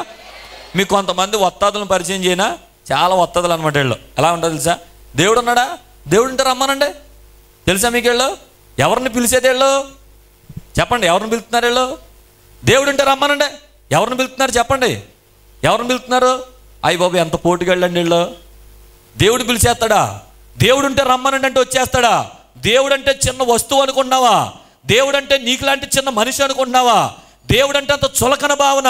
చాలా మందికి ఇలాగే, దేవుడు ఉంటే రమ్మనండి, దేవుడు ఉంటే కష్టాలు ఎందుకు, ఈ బాధలు ఎందుకు అంటే అలాగంటే వచ్చేయాలి దేవుడు. దేవుడు ఉంటే రమ్మనండి కానీ వీళ్ళ ఆశ ఏంటంటే దేవుడు చేతులు కట్టుకొచ్చి ఏం సార్ పిలిచారు అని అడగాలన్నమాట. అలా వచ్చేస్తాడు దేవుడు. దేవుడు అంత చిన్నోడు అనుకుంటారా? వీళ్ళ కెపాసిటీ ఎంతో చెప్పనా? ఒక ఎంఆర్ఓ గారు సంతకం కావాలనుకోండి, రేపు పొద్దున్న 8 గంటలకు రా అంటే 7 గంటలకి వెళ్ళి నుంచున్నాడు గేట్ దగ్గర, మొహంగా అడగడం, అక్కడే నుంచుంటాడు. 10:30కి ఎంఆర్ఓ గారు జీప్ లోపలికి వెళ్తుంది, అలాగే చూస్తూ ఉంటాడు. 12 గంటలకి ఆయన పని ముగించుకుని వెనక్కి వెళ్ళిపోతాడు, అలాగే చూస్తూ ఉంటాడు. మళ్ళీ 3 గంటలకు వస్తుంది జీపు, అలాగే చూస్తూ ఉంటాడు. మళ్ళీ 5 గంటలకు వెళ్ళిపోద్ది వెనక్కి. అలాగే 4 రోజులు గేటు దగ్గర నుంచుంటాడు. ఒక ఎంఆర్ఓ సంతకానికి 4 రోజులు పట్టి పనికి మళ్ళాడు. దేవుడు ఉన్నాడా? రమ్మనండి అంటే ఎంఆర్ఓ కంటే చిన్నాడే దేవుడు. ఏమండి, కలెక్టర్ ఉన్నాడా? రమ్మనండి అంటాడా కలెక్టర్ని? అసలు ఎమ్మెల్యే ఉన్నాడు ఊళ్ళో, రమ్మనండి అంటాడా? కానీ దేవుడిని అంటాడు. తెలుసా మీకు? దేవుడు ఉన్నాడా? రమ్మనండి. ఎంత సులువుగా దొరికేశాడండి. దేవుడు ఉన్నాడా? రమ్మనండి అంటే దేవుడిని పట్టుకోలేవు. దేవుని యొద్దకు రండి, అప్పుడు ఆయన మీ దగ్గరికి వస్తాడు. స్తోత్రం కలుగును గాక. ఎవడు దీనుడై, ఎవడు నలిగిన మనసు గలవాడై ఆయనను దృష్టి ఉంచి ఆలోచిస్తాడో అటువంటి వాడిని దృష్టించుచున్నానని ప్రభువు చెప్తున్నాడు. కనుక ఆయన దగ్గరకు వచ్చినప్పుడు వినయ మనసుతో ఉండాలి. కనుక అబ్రహాము నిజ దేవుడు ఎవరని, ఆయనతో మాట్లాడాలని, ఆయన సంధించాలని నిజ దేవుని కొరకమైన ఆరాటం, అతనిలో ఉన్న ఆరాటమే దేవుణ్ణి కలుసుకునే అనుభవంలోనికి అతను నడిపించింది. స్తోత్రం కలిగిన గాక. సరే, మంచిది. ఆసక్తి కలుగున్నాడు. దేవుడు గమనించాడు, అబ్రహాముతో మాట్లాడాడు. అయితే అబ్రహాము జీవితాన్ని విశ్వాసులకు తండ్రి అని అంటానికి గల కారణం ఏంటో తెలుసా? దేవుడు అసలు అబ్రహాము జీవితంలో ఎంటర్ అవటమే పరీక్షలతో ఎంటర్ అయ్యాడు. అది అసలు జీవితం. ఏమండి, పరీక్షలతో ఎంట్రన్స్ అనమాట. ఎలాంటి ఎంట్రన్స్ చూడండి. ఇప్పుడు నిజమైన దేవుడు ఎవరని అనుకున్నాడు అబ్రాము. అలాంటి టైంలో దేవుడు వచ్చాడు. దేవుడు వచ్చి అబ్రాముతో మాట్లాడటం ప్రారంభించినప్పుడు మొదటి మాటలు ఏమని ఉండాలి? ఇంట్రడక్షన్ వర్డ్స్ ఉండాలి. అబ్రామా, నిజ దేవుడు ఎవరని ఎదుగుతున్నావే? ఆ నిజమైన దేవుడును, సర్వశక్తి కలిగిన సైన్యములకు అధిపతియగు యెహోవాను నేనే అని చెప్పాలి. కానీ అలా చెప్పాడా? అది ఏమైనా ఉందా? ఇంట్రడక్షన్ ఏమైనా ఉందా? కనీస మాటలు ఉన్నాయా? అసలు ఈయన ఎక్కడి నుండి వచ్చాడు, ఈయన దేవుడు ఎందుకు అయ్యాడు, ఈయన ఏమైనా ఉన్నాయా? ఏమీ లేవు. కానీ అబ్రహాము దగ్గరికి రావటమే దేవుడు అబ్రహాముతో మాట్లాడుతున్న మొదటి మాట ఏంటంటే, అబ్రహామా నువ్వు లేక అర్జెంటుగా లేచి నీ దేశాన్ని వదిలిపెట్టి, నీ బంధువులు వదిలిపెట్టి, నీ తండ్రిని వదిలిపెట్టి, నేను దేశం చూపిస్తాను, అక్కడికి వెళ్ళిపో. ఎలా ఉంటుంది చెప్పండి మాట? అయ్యగారు నన్ను పిలిచారు ఇక్కడికి, నేను వచ్చాను, వచ్చినాడు కుదురుగా ఉండక అర్జెంటుగా ఇంటికి వెళ్ళి సామాన్లు పట్టుకుని వెనక్కి వచ్చాను నాతో పాటు అన్నాను అనుకో, మీకు ఎలా ఉంటుంది? ఏంటమ్మా అలా చూస్తున్నారు? అలాగ అయిపోతారు అందరూ, ఇంకంతే. అర్థం కాని పరిస్థితి అయిపోద్ది. అసలు నువ్వు ఎందుకు వచ్చావయ్యా, నీ పని నువ్వు చేసుకుని వెళ్ళు ముందు అంటారు కదా. ఇప్పుడు చూడండి, దేవుడు నిజ దేవుడు ఎవరని అన్వేషిస్తున్న సమయంలో దేవుడు వచ్చి నీ దేశాన్ని వదిలే, నీ బంధువులను వదిలే, నీ తండ్రిని వదిలే అనగానే అబ్రహాం ముందే అడగాలి తెలుసా? బాబు ఎంతగా తామరు ఎవరు సార్ అని అడగాలి. అడిగాడు అబ్రహాము? అడగలేదు. ఎందుకు అడగలేదు? మనతో మాట్లాడుచున్నది దేవుని స్వరమని ఆధ్యాత్మిక చింతన కలిగిన వారు గమనించగలుగుతారు. స్తోత్రం కలిగిన గాక. ఎవరు దేవుని కొరకు వెతుకుతున్నారో, ఎవరు సత్యాన్వేషణలో ఉన్నారో, ఎవరు ప్రభువు నాతో మాట్లాడాలి, ప్రభు నన్ను గమనించాలి, నన్ను దృష్టించాలి, ఆయన స్వరాన్ని వినాలి అని దేవుని కొరకు ఆశతో ఎవరుంటారో ఖచ్చితంగా వాళ్ళు దేవుని స్వరాన్ని గమనించగలుగుతారు. గమనించిన రోజున ఖచ్చితంగా దేవునికి విధేయులైపోతారు. స్తోత్రం కలిగిన గాక. బిగ్గరగా స్తోత్రం చెప్పండి. వెంటనే మారు మాట్లాడలేదు. మొదటి పరీక్షలు ఇతను ఎదుర్కొన్న పరిస్థితులు చూడండి. ఇప్పుడు మొట్టమొదటి దేశాన్ని వదిలిపెట్టేది. దేశాన్ని వదిలిపెట్టడం మాటలా? కొంతమంది విదేశాలు వెళ్ళటానికి బయలుదేరుతారు. విదేశాల్లో ఏదో గొప్ప సీటు వస్తేనే, పోస్ట్ వస్తేనే వాళ్ళ అమ్మ నాన్నగారు ఫ్లైట్ ఎక్కించే వరకు బాగుంటారు చక్కగా. మా ఊడు అమెరికా వెళ్ళిపోతున్నాడు, ఆస్ట్రేలియా వెళ్ళిపోతున్నాడు. ఆడి యువతలకు వచ్చేసిన తర్వాత నుండి ఏడుతూ ఉంటారు, ఎక్కడికో వెళ్ళిపోయాడు. అమెరికాలో బాంబు పడిపోయింది అనుకోండి, వీళ్ళ ఇంట్లో బాంబు పడిపోయినట్టే, అంత భయపడిపోతూ ఉంటారు. అయినా తల్లిదండ్రులకు ఒక సంతోషం ఉంటుంది. ఏంటో తెలుసా? మా ఓడు చక్కగా ప్రయోజనం రాకటానికి వేరే దేశానికి వెళ్ళాడు. అయితే ఇప్పుడు అబ్రహాముని దేవుడు దేశం వదిలేమన్నాడే, దాని వెనకాల ఏదో ఒక స్టోరీ ఉండాలి కదా. కానీ స్టోరీ లేదు. ఎందుకు వెళ్ళాలో తెలియదు, ఏం చేయాలో తెలియదు, ఎక్కడికి వెళ్ళాలో తెలియదు, ఎలా ప్రయాణం చేయాలో తెలియదు. నేను చూపిస్తాను, అక్కడికి వెళ్ళిపో అన్నాడు అంతే. ఏమంటే గుడ్డిగా రోమపత్రికలు ఏముంటుందో తెలుసా? తాను ఎక్కడికి వెళ్ళవలయునో తాను ఎరుగకయ్యి బయలు వెళ్ళనో. ఏం చేయాలో తెలియదట, ఎక్కడికి వెళ్ళాలో తెలియదట. ఇప్పుడు దేశాన్ని వదిలేయాలి. రెండవది బంధువులు. తెల్లారు లెగిస్తే అబ్రహాం గారికి చుట్టూ బంధువులు, అక్కడ అందరూ పలకరించుకునేవారు, అందరూ మాట్లాడుకునేవారు. వీళ్ళందరినీ వదిలేయాలి ఎలాగా? మూడవది తండ్రి ఇల్లు. ఇది ఇంకా శ్రేష్టమైంది. తల్లిదండ్రుల ప్రేమ, తల్లిదండ్రుల అనురాగం. ఏమంటే తల్లిదండ్రులు ఆ ఇంటిని వదిలిపెట్టేసి ఇంకొక ఇంటికి వెళ్ళాలంటే ఎంత కష్టంగా ఉంటుంది. చాలామందికి ఆడవాళ్ళు అడిగితే చెప్తారా బాధ ఏంటో. అత్తోరింటికి వెళ్ళిపోయినప్పుడు ఎంత ఏడు చేస్తారో. ఈ మాట చెప్పేటప్పుడు నాకు చిన్న ఉదాహరణ గుర్తొస్తుంది. నేను 7వ తరగతి చదువుకున్నప్పుడు మా పెద్ద అక్కకి పెళ్ళయింది. 13వ రోజున వాళ్ళు ఇద్దరిని వరంగల్ సేవకు పంపిస్తున్నారు. వరంగల్ సేవకు పంపించే సందర్భంలో మరి 5 గంటలకు ట్రైన్ అయితే 3 గంటలకి సామాన్లు సర్దేశారు. బయట ఆటోలు వచ్చేసినాయి. ఇక రైల్వే స్టేషన్కి వెళ్ళిపోతారు. అందరు రౌండ్గా నుంచుని ప్రార్థన చేయడానికి నుంచుంటే ప్రార్థన రావట్లేదు ఎవరికి. ఏమవుతుంది? ఏడిపోతుంది. అందరూ ఏడుతున్నారు. మా నాన్నగారు మొదలు పెట్టారు, పరమ తండ్రి అన్నారు. ఇంకా అయిపోయింది. అందరూ ఏడుతూ మొదలెట్టారు. ఏసునాం నడుచున్నాం తండ్రి ఆమేన్ అన్నారు. అంతే. మా పెద్దక్క వచ్చేసింది, మా నాన్నగారిని పట్టుకుంది, గట్టిగా పెట్టేసి నాన్నగారండి అని ఏడిచేస్తుంది. ఏమండి మా నాన్నగారు కూడా జ్యోతి అని ఏడిచేస్తున్నారు. వాళ్ళిద్దరు అయిపోయింది. మా అమ్మగారి దగ్గరికి వచ్చింది, వాళ్ళిద్దరు పట్టుకుని 10 నిమిషాలు ఏడిచారు. అదే అయిపోయింది. మా చిన్నక్క దగ్గరికి వచ్చింది, వాళ్ళిద్దరు పట్టుకుని 10 నిమిషాలు ఏడిచారు. అదే అయిపోయింది. మా పెద్దాన్ని దగ్గరికి వచ్చింది, వాళ్ళిద్దరు ఏడిచారు. అదే అయిపోయింది. ఇదంతా చూస్తే నాకు ఏం అర్థం కాలేదు, కానీ ఒకటి మాత్రం అర్థమైంది. అక్క అందరి దగ్గరికి వెళ్తుంది, ఆఖరిలో నా దగ్గరికి కూడా వస్తుంది అనమాట. ఇప్పుడు అందరూ ఏడుతున్నారు కాబట్టి నేను కూడా ఏడాలన్నమాట. ప్రిపేర్ అయిపోయిన ఆడడానికి. వెంటనే ఆఖరిలో వచ్చిందో రే సంటిగా అంది. అక్క అని పట్టుకుని ఏడు చేశాను. ఎందుకు ఏడిచాను తెలియదు అప్పుడు నాకు. 9 సంవత్సరాల క్రితం నేను కూడా పెళ్లి చేసుకుని మా ఆవిడ వాళ్ళ ఇంట్లో ఏడుతూ అవుతుంటే అప్పుడు అర్థమైంది నాకు ఆడవాళ్ళు ఎందుకు ఏడుతారు. 25 సంవత్సరాలు, ఏమండి 25 సంవత్సరాలు పైబడి తల్లిదండ్రులు ప్రేమానురాగాల్లో పెరిగి ఆడ ప్రేమను పంచుకుని ఎవడో ముక్కు మొఖం తెలియడు వస్తే ఆడు తెలిపోవాలా? ఎంత కష్టంగా ఉంటుంది కదా. అయినా కానీ జీర్ణించుకుంటారు. కారణం ఏంటో తెలుసా? ఒక మంచి భవిష్యత్తు కోసం వెళ్తున్నారు. వీళ్ళిద్దరూ సంతోషంగా ఉండడానికి వెళ్తున్నారు. వీళ్ళిద్దరూ ఆనందం కోసం వెళ్తున్నారు. కానీ ఇలా ఆనందించడానికి అబ్రహాము జీవితంలో ఏదైనా నిరీక్షణ ఉందా? ఏ నిరీక్షణ ఉందండి? ఎక్కడికి వెళ్ళాలి, ఏం చేయాలి, ఎక్కడుండాలి, ఎలా వెళ్ళాలి, అసలు వెళ్ళమన్న దేశం ఏంటి, ఏమన్నా ఉందా? అసలు అడ్రస్ ఉందా దానికి? ఎంత పరీక్ష చూడండి అబ్రహాంకి. ఏమి చెప్పకుండా, తన భవిష్యత్తు చూపించకుండా, చూడమన్న ప్రదేశానికి అది ముందు చూపించకుండా, వెళ్ళమన్న స్థలం చూపించకుండా వెళ్ళు అని అంటే ఎక్కడికి వెళ్తాడు? చూడండి, అబ్రహాము విశ్వాసానికి నిజంగా హ్యాట్స్ ఆఫ్ చెప్పాలి. ఎలా బయలుదేరిపోయాడు చూడండి. అబ్రహాము, లోతు, శారాన్ని వెంట పెట్టుకొని చక్కగా ప్రయాణం వెళ్ళిపోతున్నారు. ఒక విషయం గమనించండి, ఇక్కడ ఛాయాచిత్రంగా చెప్తాను మీకు. అబ్రహాం ప్రయాణంలో ఎలాంటి భయంకరమైన పరిస్థితులు ఎదుర్కొంటాయో. ఎవరో ఎదురొస్తున్నారు. అబ్రహాం గారు నమస్తే అండి. నమస్తే నమస్తే అండి. ఏంటి ఊరు వెళ్తున్నట్టున్నారు, సామాన్లు చేద్దారు? అవునండి ఊరు వెళ్తున్నాను. ఏ ఊరు వెళ్తున్నారండి అబ్రహాం గారు అని అడిగారు అనుకో, తెలియదు సార్ అనాలి. ఎలా ఉంటుంది చెప్పండి మీరు ఈ మాట? మీ ఇంటి ఓనర్ గారో మీ ఇంట్లో అద్దుకున్న వాళ్ళు ఎవరో బస్ స్టాండ్లో కనపడ్డారు అనుకో, సరే తెలిసినోడు కదా పలకరెత్తాకి వెళ్ళి ఏంటంటే ఊరు వెళ్తున్నట్టున్నారు, ఏ ఊరు వెళ్తున్నారు అన్నావు అనుకో, ఏమో నాకు తెలియదు అన్నాడు అనుకో, ఎలా ఉంటుంది చెప్పండి? మీరు ఊరికి ఆలోచించండి ఒకసారి. వీడికి మొత్తానికి ఏదో పట్టేసింది, వీడికి ఎక్కడ కాదు, దీన్ని వైజాగ్ పంపించేయాలి అనిపిస్తుంది వెంటనే, అంతే కదండి. ఇప్పుడు అబ్రహాము జీవితంలో ఎక్కడికి వెళ్తున్నాడు అబ్రహాముకి తెలీదు. ప్రయాణం ప్రారంభించేశాడు, సామాన్లు కట్టేశాడు, ఒంట్లు తీసుకున్నాడు, లోతుని శారాన్ని వెంట పెట్టుకున్నాడు, వెళ్ళిపోతున్నాడు. ఎంత ప్రయాణమో! తీరా చూతీని ఎక్కడికో పెద్ద భవిష్యత్తు కోసం, వ్యాపారం కోసం వెళ్ళిపోతున్నంత బిల్డప్, అక్కడ ఏమీ లేదు, చెప్పడానికి కూడా అడ్రస్ లేదు. అలాంటి పరిస్థితి అనమాట. ఎందుకు వెళ్తున్నాడంటే ఒకటే ఒక కారణం, నా ప్రభువు నాతో చెప్పాడు, ఆయన చెప్పింది నేను చెయ్యాలంతే. స్తోత్రం కలుగును గాక. ఇంకా బిగ్గరగా స్తోత్రం చెప్పండి. ఆ మాటలో అతనిలో ఉన్న నినాదం కనపడుతుంది. ఏంటో తెలుసా? నేను ఎల్లప్పుడూ యెహోవాను సన్నుతిస్తాను, నిత్యం ఆయన కీర్తి. తెలిసినా తెలియకపోయినా నీకు స్తోత్రం నాయన, నువ్వు చెప్పావు నేను వెళ్ళిపోతాను అంతే. స్తోత్రం కలుగును గాక. అక్కడ ఏమున్నా లేకపోయినా నాకేం తెలీదు, నువ్వు చూపించావు నేను వెళ్ళిపోతాను అంతే. స్తోత్రం కలుగును గాక. ఇదిగో ప్రభువా, నీ ప్రణాళికలు నా మీద ఉన్నాయి కనుక, నీ ఆలోచన నా మీద ఉంది కనుక, అక్కడ ఏదో చేయాలని తలంచావు కనుక, నన్ను తీసుకువెళ్ళి అక్కడ ఏదో గొప్ప కార్యం చేయాలని నువ్వు ఆలోచిస్తున్నావు కనుక, ఇదిగో నీ మాట ప్రకారం, నీ స్వరము ప్రకారం, నీ చిత్త ప్రకారం నేను వెళ్తున్నానంతే. అబ్రహాం ఆ రోజు ప్రయాణం ప్రారంభించేశాడు, ముందుకు వెళ్ళిపోయాడు. స్తోత్రం చెప్పండి అందరూ ఒకసారి గట్టిగా. ఇంకా విచిత్రాలు ఉంటాయి, చెప్తాను వినండి. కిందకు వచ్చినప్పటికీ అబ్రహాముతో ప్రభు చెప్పాడు, నిన్ను గొప్ప జనంగా చేస్తాను అన్నాడు. అంటే అబ్రహామానికి పిల్లలు పుడతారు, చాలా పెద్ద సంతానం అయిపోద్ది. ఆ మాట చెప్పినప్పుడు అబ్రహాం బయలుదేరినప్పుడు అతని వయసు ఎంతో రాయబడి ఉంది అక్కడ. ఎంతంట? 75. అందరూ చెప్పండి, ఎంత అతని వయసు? 75. ఓకే, దేవుడు 75లో చెప్పాడు, నీకు పిల్లల్ని ఇస్తానయ్యా, పెద్ద సంతానం అయిపోద్దని. ఎప్పుడు పిల్లలు పుట్టాలి చెప్పండి? జనరల్ నాలెడ్జ్ ఇది. 75లో దేవుడు చెప్పాడు నీకు పిల్లవాడు పుడతాడని. ఎప్పుడు పుట్టాలి? 76 చాలు, 1 సంవత్సరం 9 నెలలు మొయ్యాలి తల్లి. సంవత్సరంలో అంటే 76 కల్లా వచ్చేయాలి కొడుకు. కానీ 76 లేదు, 80 లేదు, 85 లేదు, 90 లేదు, 95 లేదు. నేను అనుకుంటాను శారమ్మ గారు ఎంత తీసుకించేసి ఉంటుంది అబ్రహాంని. అబ్రహాం నిజం చెప్పాలి, దేవుడు నీతో మాట్లాడా, లేకపోతే నీకు గాలి ఏమైనా పట్టిందని మీద అని కూడా అడిగి ఉండొచ్చు బహుశా. అలాంటి సిచ్యువేషన్ అక్కడ. ఏమండి, అసలు ఏమీ లేదు అక్కడ. నీ కొడుకుని ఎత్తాడు అన్నావు, అది అన్నావు, ఇది అన్నావు, ఏమీ లేదు అని ఎంత విసిగించి ఉండాలో. అయినా కానీ చూడండి, 21వ అధ్యాయం 5వ వచనం ప్రకారం అబ్రహాముకి ఇస్సాకు పుట్టినప్పుడు అతడు 100 ఏండ్ల ఈడు గలవాడు. ఎన్ని సంవత్సరాలు? ఎన్నో సంవత్సరాలు దేవుని వాగ్దానం? 75. ఎప్పుడు పుట్టాడు అంటే మధ్యలో ఎన్ని సంవత్సరాలు ఉన్నాయి చెప్పండి, గట్టిగా చెప్పండి, ఎన్ని సంవత్సరాలు ఉన్నాయి?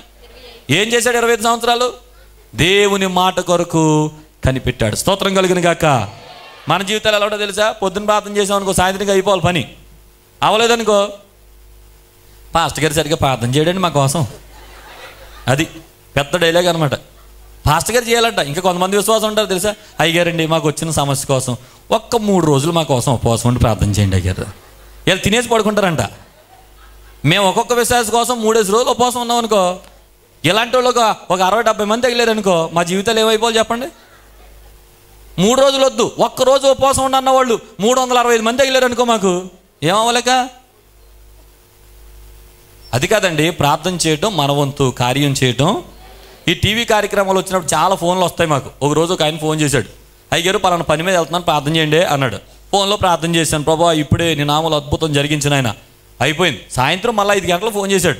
ఫోన్ చేసి, అయ్యారో పొద్దున ప్రార్థన చేశారు, నా పని అవ్వలేదు ఏంటంటే అన్నాడు గట్టిగా. అంటే ప్రార్థన చేస్తే పని అయిపోవాలా, లేకపోతే కేకలేసేస్తాడు నా మీద? ప్రార్థన చేసుకోవాలి మనం. ప్రార్థన చేయటం మన వంతు, కార్యం చేయటం. దేవుడు తగిన సమయం ముందు హెచ్చించినట్లు ఆయన బలిష్టమైన చేతి క్రింద దీన మనస్కులమై ఉండాలి. స్తోత్రం కలుగును గాక. ఇంకా బిగ్గరగా స్తోత్రం చెప్పండి. ఎంత వెరైటీ వాళ్ళు తగులుతారో మాకు ఫోన్లో. ఒక రోజు గుంటూరు నుండి ఒకడు చేశాడు ఫోను. ఆడికి ప్రార్థన చేస్తే పని అయిపోయిందట. ఆడు మొక్కుకున్నాడట, ఏమని తెలుసా? నన్ను వేళాంకి నీ తీసుకెళ్తానని. ఫోన్ చేసి అడుగుతున్నాడు, అయ్యారు రిజర్వేషన్ ఎప్పుడు చేయించమంటారండి అన్నాడు. నన్ను తీసుకెళ్తాను మొక్కున్నాడట. వెంటనే నేను అన్నాను, ఎరా బాబు వేళాంకిని ఒకటి తీసుకెళ్తావా, నాకు గుండు కొట్టించేస్తావు అక్కడ అని అడిగాను. నన్ను మొక్కుంటాం ఏంటంటే తీసుకెళ్తానని. ఎంత వెరైటీ విశ్వాసులండి. కనుక చెప్తున్నాను, కొన్నిసార్లు ప్రభు మన జీవితాల్లో అద్భుతం చేసే వరకు, ఆశ్చర్యకార్యం జరిగించే వరకు, ఆయన మనతో ఉండి ఆయన చెప్పిన మాటను నెరవేర్చే వరకు కనిపెట్టే విశ్వాసులుగా ఉన్నామా లేదా పరీక్ష చేయడానికి కూడా కొన్ని ప్రార్థనలకు ఆలస్యాలు ఉంటాయి. స్తోత్రం కలుగును గాక. ఇంకా బిగ్గరగా స్తోత్రం చెప్పండి. ఈడు నేను ఇచ్చేదానికోసం వస్తున్నాడా, నా కోసం వస్తున్నాడా అని దేవుడు గమనించాలనుకున్నాడు అనుకో, ఏం చేస్తాడు? ఇవ్వటం ఆపు చేస్తాడు. అది అర్థమైందా? ఇది నేను ఇచ్చేది కావాలా నేను కావాలా టెస్ట్ చేద్దాం అని దేవుడు అనుకున్నాడు అనుకో, ఆయన ఇచ్చేది కొన్ని రోజులు ఆప్ చేసి చూస్తాడు, అసలు నువ్వు ఆయన కోసం వస్తావా లేదా అని. నువ్వు ఆయన కోసం రావటం మానేసి నేను అడిగినప్పుడు ఆయన ఇవ్వలేదు అని వెళ్ళిపోయావు అనుకో, ఆయన దొరకడు, ఆయన ఇచ్చేది కూడా దొరకదు. అర్థమైందా? అబ్రహాము 25 సంవత్సరాలు దేవుని మాటకు విధేయుడై, ఆయన నాతో చెప్పాడు, ఆయన చెప్పింది చేస్తాడు, ఆయన చేసినా చేయకపోయినా సర్వశక్తి కలిగిన దేవుని మాట చొప్పున నేను వచ్చాను కనుక నేను చచ్చే వరకు ఆయనతోనే ఉంటాను అనుకున్నాడు. స్తోత్రం కలుగును గాక. ఇంకా బిగ్గరగా స్తోత్రం చెప్పండి. ఆ 25 సంవత్సరాలు అబ్రహాము నోట్లో నుండి ఏ పాట వచ్చిందో మీకు తెలుసా అని అడిగితే మనం చెప్పొచ్చు ఒక పాట, నేను ఎల్లప్పుడూ యెహోవాను సన్నుతిస్తాను, నిత్యం ఆయన కీర్తి నా నోట. ఆఖరికి వచ్చేద్దాం, ఇంకొక పరీక్ష ఇక్కడ పడిపోవాలి అబ్రహాం. ఎక్కడ? 22వ అధ్యాయంలో. 22వ అధ్యాయం రాగానే ఒక భయంకరమైన పరీక్ష పెట్టాడు దేవుడు. ఆ పరీక్షలో అబ్రహాం జీవితం పూర్తిగా అయిపోవాలి, వెనక్కి వెళ్ళిపోవాలి. అలాంటి పరీక్షలో ఎవరూ నిలబడలేరు. అబ్రహాము విశ్వాసులకు తండ్రిగా ఎందుకు పిలువబడ్డాడంటే ఈ అధ్యాయంలో ఉన్న ఈ 4 మాటలే కారణం. చూడండి, త్వరగా నేను ముగిస్తున్నాను. ఆ సంగతులు జరిగిన తరువాత దేవుడు అబ్రహామును పరిశోధించినట్లనగా, ఆయన అబ్రహామా అని పిలిచినప్పుడు చిత్తము ప్రభువా నేను. అప్పుడు ఆయన, నీకు ఒక్కడైన నీ కుమారుని అనగా నీవు ప్రేమించే సాకును తీసుకొని మోరియా దేశమునకు వెళ్ళి అక్కడ నేను నీతో చెప్పబో పర్వతములో ఒక దాని మీద దహన బలిగా అతను అర్పించుమని చెప్పాను. ఇక్కడ చూడండి, తలల పైకి ఎత్తండి. ఇక్కడ చూడండి, ఒక్క 10 నిమిషాలు దీని గురించి ఆలోచించుకుని మనం ముగిద్దాం. ఏమండి, అబ్రహామును దేవుడు పిలిచాడు, దేశాన్ని వదిలిపెట్టేశాడు, తండ్రిని వదిలిపెట్టేశాడు, బంధువులను వదిలిపెట్టేశాడు, అందరిని వదిలిపెట్టి వెళ్ళిపోయాడు. కుమారుడిని ఇస్తారని 25 సంవత్సరాలు కనిపెట్టాడు. కనిపెట్టగా పుట్టిన బిడ్డ చక్కగా పెంచుకుంటున్నాడు, అల్లారు ముద్దుగా ఉన్నారు, చాలా సంతోషంగా ఉన్నారు అనిపించుకునేటప్పటికి 22వ అధ్యాయంలో దేవుడు అబ్రహామును పిలిచాడు. అబ్రహామా అర్జెంటుగా నువ్వు బాగా ప్రేమిస్తున్నావే, ఆ కొడుకుని తీసుకెళ్ళి నాకు బలిచ్చే అన్నాడు. ఇప్పుడు ఎలా ఉండాలి చెప్పండి? అబ్రహాం ప్రతిస్పందన ఎలా ఉంటుంది చెప్పండి?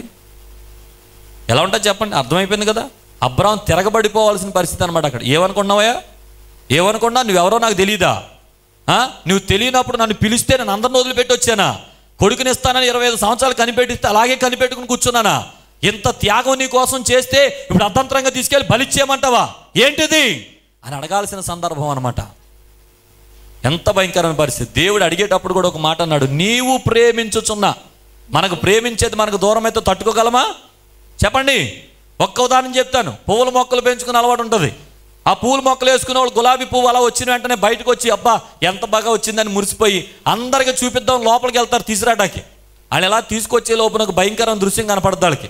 ఒక మేక వచ్చి దాన్ని కోసుకుని వెళ్ళిపోతూ ఉంటుంది. అలాగా ఆ మేకకు అర్థం అవ్వకపోయినా ఎన్ని బూతులు తిట్టేస్తారో మేకనే. కారణం ఏంటి? నువ్వు ప్రేమించిన ఒక పుష్పం, నువ్వు ఇష్టపడిన ఒక పువ్వు నీకు దూరం అయిపోతే నీ మనసంతా వికలమైపోయింది.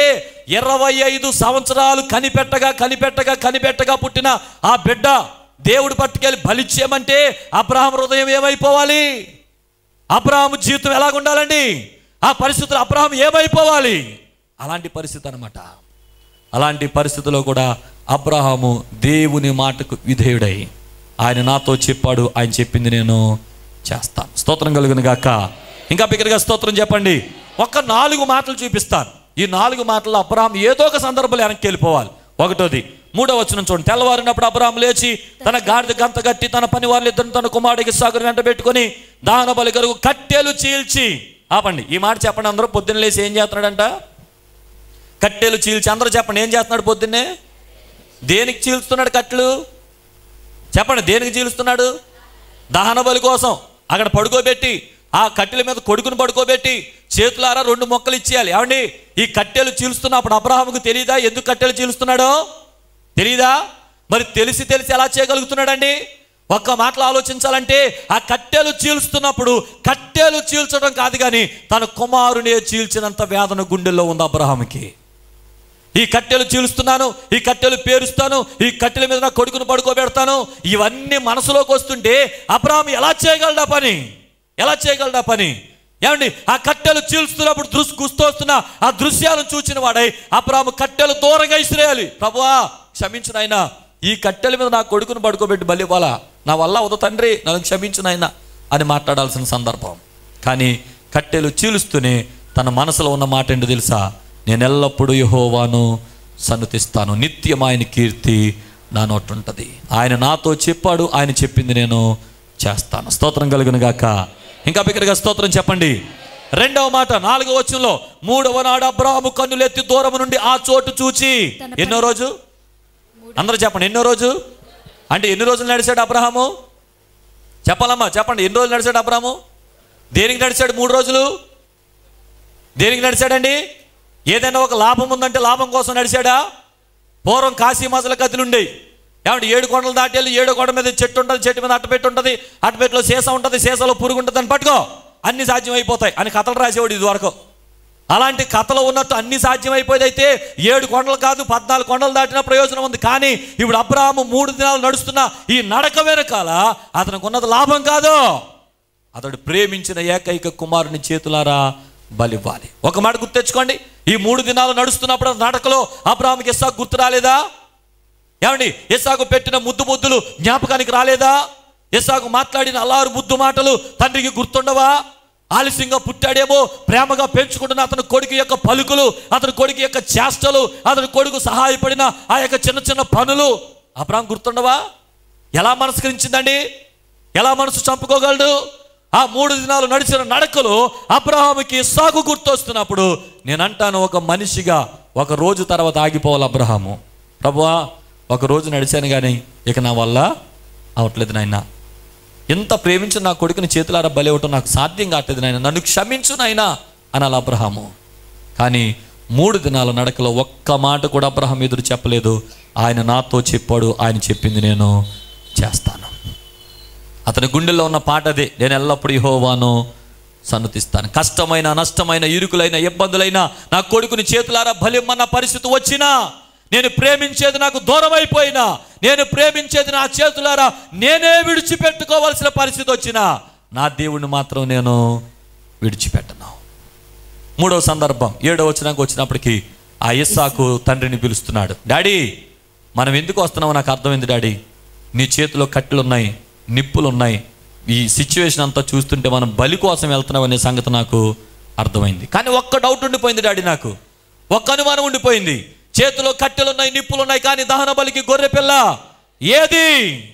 ఈ ప్రశ్నకు తండ్రి గుండెలు తల్లడిల్లిపోవాలి. ఒక బలమైన బాకు గుండెల్లో దిగినంత వేదన అబ్రహాముకి కలగాలి. ఏ కుమారుణ్ణి పడుకోబెట్టి బలి ఇవ్వబోతున్నాడో ఆ కొడుకు వచ్చి ఈ ప్రశ్న అడిగితే ఏ తండ్రి తట్టుకోగలిగిన ప్రశ్న ఇది? ఆ ప్రశ్న దగ్గరైన అబ్రహాము ఒక్కసారి కొడుకుని దగ్గర పిలిచి కౌగులించేసుకుని బోరుమని ఏడిసేసి, ప్రభువా క్షమించు నాయనా, ఈ పరిస్థితిలో నేను ఇక వెళ్ళను, ముందుకి ఇంకా అడుగు వేయలేను తండ్రి, ఇంతవరకు తట్టుకున్నాను కానీ నేను ప్రేమించే నా కొడుకు నన్నే ఈ ప్రశ్న వేస్తే ఇక నేను తట్టుకోలేను నాయనా, నేను సహించలేను నాయనా, నన్ను క్షమించు నాయనా అని చెప్పి కొడుకుని పట్టుకుని బోరుమని ఏడ్చి వెనక్కి వెళ్ళిపోవలసిన సందర్భం అది. అక్కడ కూడా అబ్రహాం ఏమంటున్నాడు తెలుసా? ఆ కుమారుడా, దేవుడే దహన బలికి గొర్రె పిల్లను దేవుడు చూసుకుంటాడు. స్తోత్రం కలుగును గాక. ఆ మాటలు అన్నాడు, యెహోవా ఈరే. చెప్పండి అందరి మాట, యెహోవా ఈరే. ఇంకా గట్టిగా చెప్పండి మాట, యెహోవా ఈరే.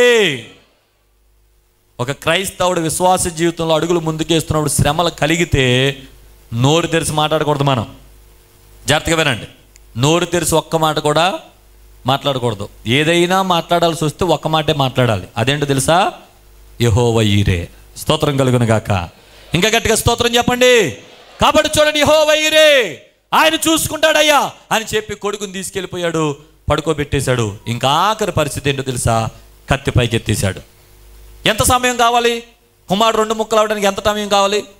సెకన్లు చాలండి. క్షణాల్లో 2 ముక్కలు అయిపోబోతున్నాడు ఇప్పుడు ఇస్సాకు. అంటే ఇప్పుడు అబ్రహాము ముందున్న సిచ్యువేషన్ ఏంటి తెలుసా? అంతా అయిపోయింది, ఇంకేమీ లేదు. నా దేవుని పిల్లరా, ఒక్క మాట చెప్తాను వినండి. ఒక్కొక్కసారి దేవుడిని ఆశీర్వదించాలని పరిశోధించే సమయాలు ఎలాగుంటాయో చెప్పనా? అంత అయిపోయింది అనే వరకు కూడా కొన్నిసార్లు దేవుని పరీక్షలు జరుగుతాయి.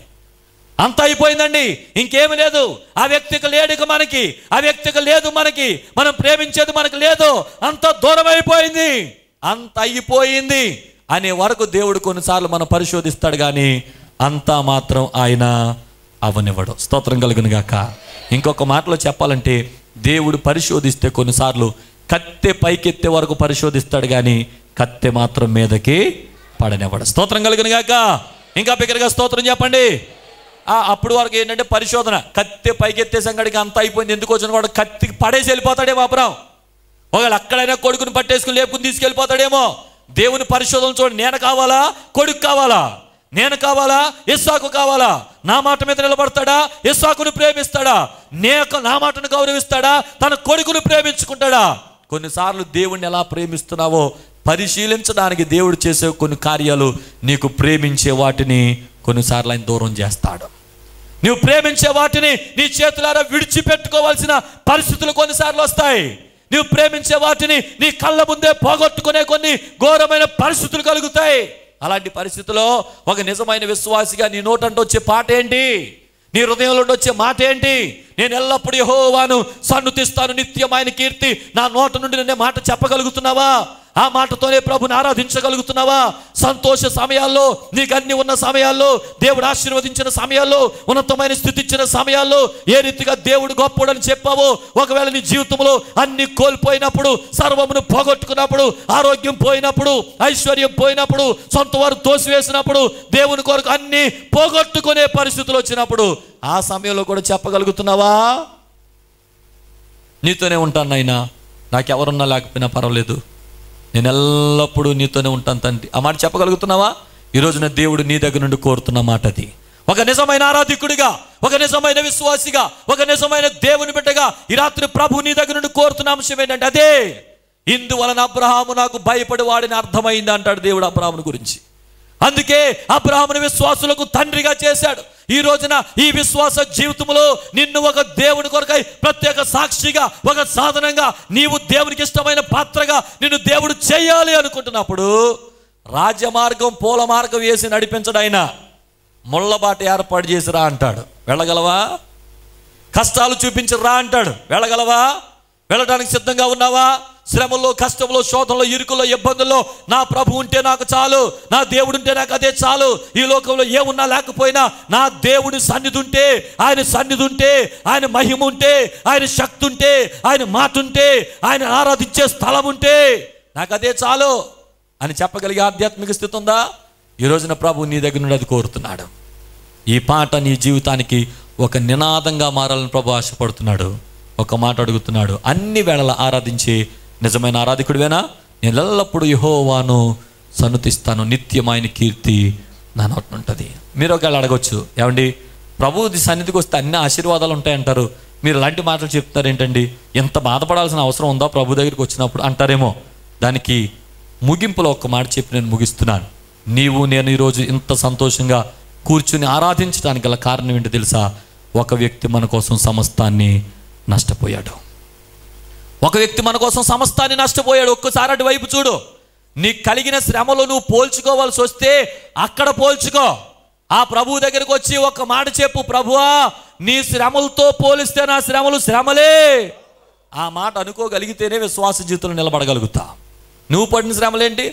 ఒక జ్వరానికి వెనక్కి వెళ్ళిపోతావా? ఒక జబ్బు వస్తే వెనక్కి వెళ్ళిపోతావా? కొంచెం అప్పు అయితే వెనక్కి వెళ్ళిపోతావా? ఇంట్లో సమస్య వస్తే వెనక్కి వెళ్ళిపోతావా? భార్యాభర్తల మధ్య గొడవ వస్తే వెనక్కి వెళ్ళిపోతావా? దేవుడిని విడిచిపెట్టేస్తావా?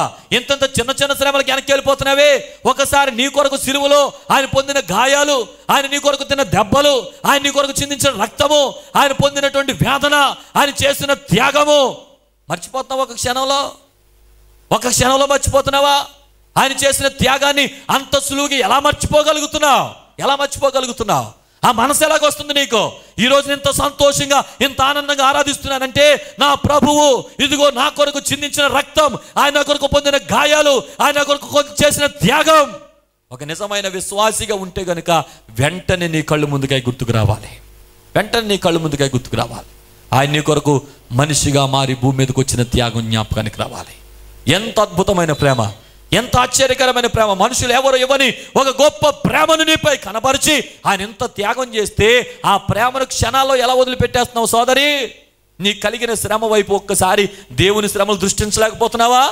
నీ ఇంట్లో కలిగిన కన్నీరే నీకు ముఖ్యమైపోయింది, కానీ నీ కొరకు ఆయన పెట్టిన ప్రాణం ఎందుకు మర్చిపోతున్నావు? మనందరి కోసం ఆయన పొందిన గాయాలు, ఆయన చిందించిన రక్తము నీకెప్పుడు కళ్ళు ముందుంటే గనుక దేవుని కొరకు ఎన్ని కష్టాలైన శ్రమలైనా ఆయనతోనే జీవిస్తాం.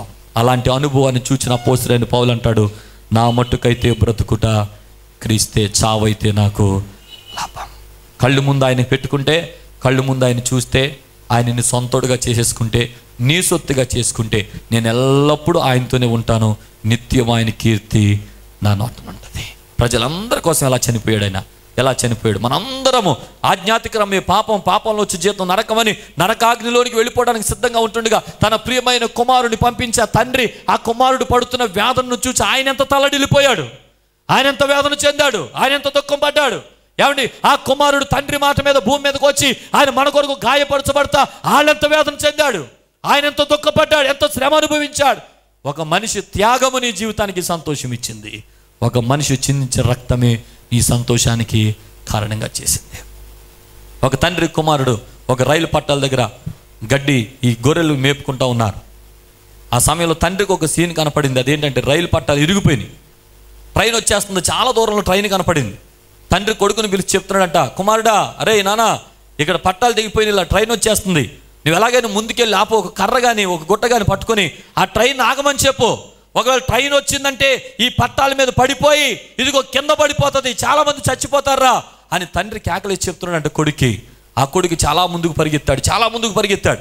తండ్రి చెప్తున్నాడు, ఇంకా సరిపోదు, ఇంకా ముందుకు పరిగెత్తు, చేతులూపు, ఏదైనా కర్రలూపు, ఏదైనా గుడ్డలూపు, ఎలాగైనా ట్రైన్ ఆఫ్ చేయి అని కేకలేస్తున్నాడు తండ్రి. తండ్రి మాటని కొడుకు అలాగే వెళ్ళిపోయి చాలాసేపు చేతులు ఊపాడు, చాలాసేపు గుడ్డలు ఊపాడు. అయినా కొంచెం కూడా ట్రైన్ స్లో అవటం లేదు. ఒక్కసారి తండ్రి వైపు తిరిగి కొడుకు పిలుస్తున్నాడు, నానా, నేను చాలాసేపు నుండి ఊపుతున్నాను కానీ కొంచెం కూడా ట్రైన్ స్లో అవ్వట్లేదు నాన్న, ట్రైన్ వాళ్ళకి అర్థం కావట్లేదు నాన్న, వచ్చేస్తున్నానా అని చెప్తుంటే డాడీ చెప్పాడట, అరే నువ్వేం చేస్తావో నాకు తెలియదురా, ఆ ట్రైన్లో వాళ్ళు ఒక్కళ్ళు కూడా చచ్చిపోకూడదు, ఆ ట్రైన్లో వాళ్ళు ఒక్కళ్ళు కూడా నాశనం కాకూడదు, ఆ ట్రైన్ ఇందులో పడడానికి వీల్లేదు, నువ్వేం చేస్తావో నాకు తెలియదు, ఎలాగో ట్రైన్ ఆపు అన్నాడట. తండ్రికి మాటకు విధేయుడైన కొడుకు రైలు పట్టాల మీదకి వెళ్ళిపోయి ఇలా అడ్డంగా నిలబడిపోయాడు. ఆ ట్రైన్ వచ్చేసింది, ఆ కొడుకు మీద నుండి దూసుకుంటూ వెళ్ళిపోయింది. ఆ కొడుకు దేహము ముక్కలుగా మారిపోయింది. ఘోరమైన రక్తపు మడుగులో ఆ కొడుకు చనిపోయాడు. ఆ కొడుకును గుద్దిన తర్వాత ట్రైన్ బ్రేక్ కొడితే ట్రైన్ కరెక్ట్గా ఎక్కడైతే పట్టాలు తెగిపోయిందో ఆ స్థలానికి వచ్చి ఆగింది. నా ప్రియమైన దేవుని బిడ్డలారా, వినటానికి ఇది ఒక జరిగిన స్టోరీయే కానీ ఇది నిజ జీవితంలో ప్రభు మన కొరకు చేసిన త్యాగం. మనం అందరూ నరకాగ్నిలోకి వెళ్ళిపోవడానికి సిద్ధంగా ఉండగా తన ప్రియమైన కుమారుని భూమి మీదకు పంపించి నరకాగ్నికి మానవ జాతికి మధ్యలో ఒక బలి పశువుగా తీసుకొచ్చి ఆయన నీ కోసం నా కోసం తన నిలువెల్ల గాయాలు పొంది రక్తము చిందించి మనందరికీ సంతోషాన్ని అనుగ్రహించాడు. ఎంత ప్రేమమూర్తి అని యేసయ్య ప్రేమను జ్ఞాపకం చేసుకున్నప్పుడు ఎందుకు ఆ ప్రభు కోసం జీవించలేకపోతున్నావు? ఎందుకు ఆ ప్రభు కోసం శ్రమల్లో వైద్యులకు పోతున్నావు? ఎందుకు ఆ ప్రభు కోసం జీవిస్తానని ముందుకు వచ్చిన నీవు శ్రమైన కష్టమైన దేవుని కోసం నిలబడలేకపోతున్నావు? ఈ రాత్రి ప్రభు నీతో మాట్లాడుతుండగా ఈ మాట ఈ రోజున నీ జీవితానికి ఒక నినాదంగా పెట్టుకుని వెళ్ళాలని ప్రభు ఆశపడుతున్నాడు. ఈ మాట ఒక నినాదంగా మారిపోవాలి. నేను ఎల్లప్పుడూ యెహోవాను సన్నతిస్తాను, నిత్యం ఆయన కీర్తి నా నోట నుండి. ఈరోజు చెప్పాలి ప్రభుతో, ప్రభు అనేక సార్లు నాకు కలిగిన శ్రమల్లో నిన్ను మర్చిపోతున్నాను, ఈ రాత్రి నాకు గుర్తు చేశావు. ఒక నిజమైన ఆరాధికుడిగా, ఒక నిజమైన విశ్వాసిగా ఈ రోజు నుండి నేను జీవించడానికి ఇష్టపడుతున్నాను. నీ కొరకు ఎన్ని శ్రమలైనా, కష్టాలైన, ఇరుకులైన, ఇబ్బందులైన, వేదనైనా, నా కుటుంబంలో ఎలాంటి పరిస్థితులైనా ఈ రోజు నుండి నా కుటుంబాన్ని గురించి ఆలోచించను, నాకు కలిగిన కష్టాల గురించి ఆలోచించను, దుఃఖం గురించి ఆలోచించను, వేదన గురించి ఆలోచించను. నీ కొరకు జీవించాలనుకున్నాను కనుక ఎలాంటి పరిస్థితి అయినా సరే నీ కొరకే నేను జీవిస్తాను తండ్రి. ఈ రాత్రి మీ తీర్మానం తీసుకోగలిగితే ప్రభు మనల్ని బట్టి సంతోషిస్తాడు, ప్రభు మనల్ని బట్టి ఆనందిస్తాడు. చాలా భారంతో దైవజనులు కూడికి ఏర్పాటు చేశారు. వారు నాతో ఫోన్లో మాట్లాడుతున్నప్పుడు ఈ ప్రాంతం పట్ల, ఈ సంఘం పట్ల, ఈ యొక్క స్థలం పట్ల వారికి ఉన్నటువంటి భారం స్పష్టంగా నేను అర్థం చేసుకోగలిగాను. ప్రతి ఒక్కరు కూడా దేవునికి సమీపస్తులుగా మార్చబడాలి. ప్రతి ఒక్కరూ దేవునితో ఒక మంచి సంబంధం కలిగి ఉండాలి. ప్రతి ఒక్కరు కూడా దేవునికి ఇంకా ఇష్టలుగా మారిపోవాలి. ఒక నిజమైన అబ్రహాము వలె జీవితాన్ని ఈ రోజున జీవించగలగాలి. ఎంతమంది భక్తులు జ్ఞాపకం చేసుకున్నామో, ఒక యోబు లాంటి వారు, ఒక అబ్రహాము లాంటి వారు, ఒక యోసేపు లాంటి వారు, ఒక దానియేలు వంటి వారు, ఒక శద్రకు మేషకు అబేద్నెగోల వంటి బలమైన విశ్వాసులు ఈ యొక్క స్థలంలో లేవనెత్తబడాలి. అది వారు కలిగిన ఆశ, వారికి కలిగిన తలంపు. నా దగ్గర ఏమి లేదండి పాస్టర్ గారు, కొత్తగా ప్రారంభించాం, కొత్తగా సేవ చేస్తున్నాం, ఎవరి మీద ఆధారపడలేదు, నేను సొంతగా చేస్తున్నాను అని ఎంత ఖర్చు అయినా సరే ప్రభు కోసం ఏదో ఒకటి చెయ్యాలండి అని ఒక తలంపుతో దైవజనులు ముందుకు వచ్చారు. ఈ తలంపు వెనకాల దేవుని ఉద్దేశం ఉంది. ఈ తలంపు వెనకాల దేవుని కార్యాలు జరుగుతున్నాయి, దేవుని ప్రణాళికలు ఉన్నాయి, దేవుని చిత్తం ఉంది. నేను చెప్తున్నాను, దేవుని బిడ్డలారా, రాత్రి ఇక్కడ కూర్చున్న ప్రతి ఒక్కరూ ఒక అబ్రహాము లాంటి విశ్వాస జీవితాన్ని సంపాదించుకోగలిగితే అమలాపురం యేసయ్యకు సొంతమైపోతుంది. ఇక్కడ కూర్చున్న ప్రతి ఒక్కరు ఒక నిజమైన విశ్వాసులుగా మార్చబడగలిగితే, దైవజనుల భారములో మీరు కూడా ఏకీభవించి నామకార్థమైన భక్తిని విడిచిపెట్టి శ్రమలు కలుగుతుంటే పారిపోయే విశ్వాస జీవితం కాక ప్రతి పరిస్థితిలో దేవుని కొరకైన విశ్వాస జీవితాన్ని సంపాదించుకోగలిగితే నీవే ఈ తరానికి ఒక అబ్రహాములాగా మారిపోతావు. నీవే ఈ తరానికి దేవుడు ఏర్పరిచిన భక్తుల వలె మారిపోతావు. అలాంటి కృపలోనికి దేవుడు మనల్ని నడిపించినట్లుగా ఒక 5 నిమిషాల సమయం నాతో పాటు ఏకీభవించండి. ఉన్న స్థలాల్లో మోకాళ్ళ మీద నిలబడండి, కొద్ది నిమిషాలు ప్రార్థన చేద్దాం. ఉన్న స్థలాల్లో మోకాళ్ళ మీద నిలబడండి, కొద్ది నిమిషాలు ప్రార్థన చేద్దాం. ఈ రాత్రి నీ రాక వ్యర్థం కాదు. ఈ రాత్రి నువ్వు ఇక్కడికి రావటం అది దేవుని సంకల్పం. ఈ రాత్రి నువ్వు ఇక్కడ కూర్చుని ప్రభువుని ఆరాధించటం అది ఖచ్చితంగా దేవుని సంకల్పం. అది ఖచ్చితంగా దేవుని ఏర్పాటు. అది ఖచ్చితంగా దేవుని ఉద్దేశం. కనుక ఈ రాత్రి ఈ ముగింపు లెక్క నుండి వెళ్ళక ముందు ఒక్క మాట ప్రభుతో చెప్పు, ప్రభువా నేను ఎల్లప్పుడూ నిన్ను స్తుతిస్తాను నాయనా, నిత్యము నీ నామాన్ని ఆరాధన చేస్తాను నాయనా, నిజమైన ఆరాధికుడిగా నా జీవితంలో నీ కొరకే బ్రతుకుతాను తండ్రి. చేతులు పైకెత్తి బిగ్గరగా స్వరం తెచ్చి ప్రభుకు స్తోత్రాలు చెప్పండి. ఒక్క 5 నిమిషాల సమయం కంటే నేను ఎక్కువ మిమ్మల్ని ఇక్కడ ఉంచను. ఈ 5 నిమిషాల్లోనే నీ జీవితం రూపాంతర అనుభవంలోనికి రావాలి. ఈ 5 నిమిషాల్లోనే నీ సమర్పణ దేవునికి తెలియచేయాలి. ఈ 5 నిమిషాల్లోనే నీ హృదయము కృమ్మరించబడిన ప్రార్థన దేవుని సన్నిధిలో చేయగలగాలి. ఎస్, మోకాళ్ళ మీద నిలబడిన తలలు పైకెత్తండి, ఎవరు కిందకి పెట్టకండి, మీ చేతులు పైకెత్తండి. చేతులు పైకెత్తి బిగ్గరగా, ఇంతవరకు ప్రభు మీతో మాట్లాడాడు, ఇప్పుడు మీరు ప్రభుతో మాట్లాడాల్సిన సమయం. ఇంతవరకు దేవుని స్వరాన్ని మీరు విన్నారు, ఇప్పుడు మీ స్వరం దేవుడు వినాల్సిన సమయం. అందుకని స్వరాన్ని వినిపింప చేయండి, ప్రభుకి వినపడేలాగా ప్రార్థన చేయండి. ప్రభువా ఇంకా బిగ్గరగా, ఇంకా బిగ్గరగా, ఇంకా బిగ్గరగా స్వరం తెరిచి, ఇంకా బిగ్గరగా, ఇంకా బిగ్గరగా. ఎస్, రానివ్వండి, శబ్దం రానివ్వండి. యేసు పిలవండి. ఇంకా యేసు, నా జీవితంలో నీ కొరకే నిజమైన సాక్షిగా జీవించడానికి ఇంకా నన్ను పురుగొల్పుచున్నందుకు స్తోత్ర. ఇంకా మాట్లాడండి, ఇంకా ఇంకా రానివ్వండి. అమ్మ, చెల్లి మాట్లాడు, తమ్ముడు మాట్లాడాలి. నా ప్రియమైన సోదరుడా, తండ్రి, తల్లి, ఒక్కసారి స్వరమెత్తి యేసు అని పిలవండి, యేసు అని పిలవండి. నీ కోసం ఆయన చేసిన త్యాగాన్ని ఒక్కసారి నీ మదిలోనికి తెచ్చుకో, నీ హృదయంలోనికి తెచ్చుకో.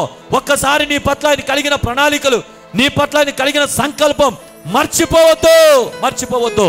ఈ రాత్రి స్వరమెత్తి ఆయనతో మాట్లాడు, స్వరమెత్తి మాట్లాడి. ఇంకా ఇంకా రానివ్వండి, శబ్దం రానివ్వండి, శబ్దం రానివ్వండి. హృదయం నిండుకున్న దాన్ని బట్టి నోరు మాట్లాడుతుంది. ఈరోజు పూర్ణ హృదయంతో యేసు నిండిపోవాలి. నీ హృదయంలో పూర్ణ ఆత్మతో నీ జీవితం యేసుతో నింపబడాలి. పూర్ణ మనసుతో నీ జీవితం యేసుతో నింపబడాలి. ఇంకా స్వరమెత్తి, ఇంకా స్వరమెత్తి రానివ్వండి, శబ్దం రానివ్వండి. యేసు, యేసు అని పిలవండి. యేసు, యేసు నన్ను కనికరించండి. అబ్రహాము వంటి విశ్వాస జీవితం, యాకోబు వంటి విశ్వాస జీవితం, యోసేపు వంటి విశ్వాస జీవితం, శద్రకు మేషకు వంటి విశ్వాస జీవితం, యోబు వంటి విశ్వాస జీవితం, దానియేలు వంటి విశ్వాస జీవితం ఈ రాత్రి నాకు దయచేయండి. ఏ పరిస్థితిలోనూ నిన్ను విడిచిపెట్టని జీవితం, ఏ పరిస్థితిలోనూ ఇదిగో నిన్ను కాదనకూడని జీవితం, ఏ పరిస్థితిలోనూ నీ దగ్గర నుండి ప్రక్కకు వెళ్ళని జీవితం, నిజమైన ఆధ్యాత్మిక స్థితి నాకు దయచేయండి. ప్రభువా నా కొరకు ఎంత గొప్ప త్యాగాన్ని చేశావు, ఎంత గొప్ప యాగాన్ని చేశావు తండ్రి. జీ మైనర్ తండ్రి నీకు స్తోత్ర, జీ మైనర్ స్తోత్రం అయ్యా, స్తోత్రమునైనా, స్తోత్రమునైనా. హల్లెలూయా, వందనాలు తండ్రి. తండ్రి నీకు స్తోత్రం, స్తోత్రమునైనా, స్తోత్రము తండ్రి. వందనాలు యేసు, నీకు స్తోత్రం, స్తోత్రం, స్తోత్రం, స్తోత్రం, స్తోత్రం.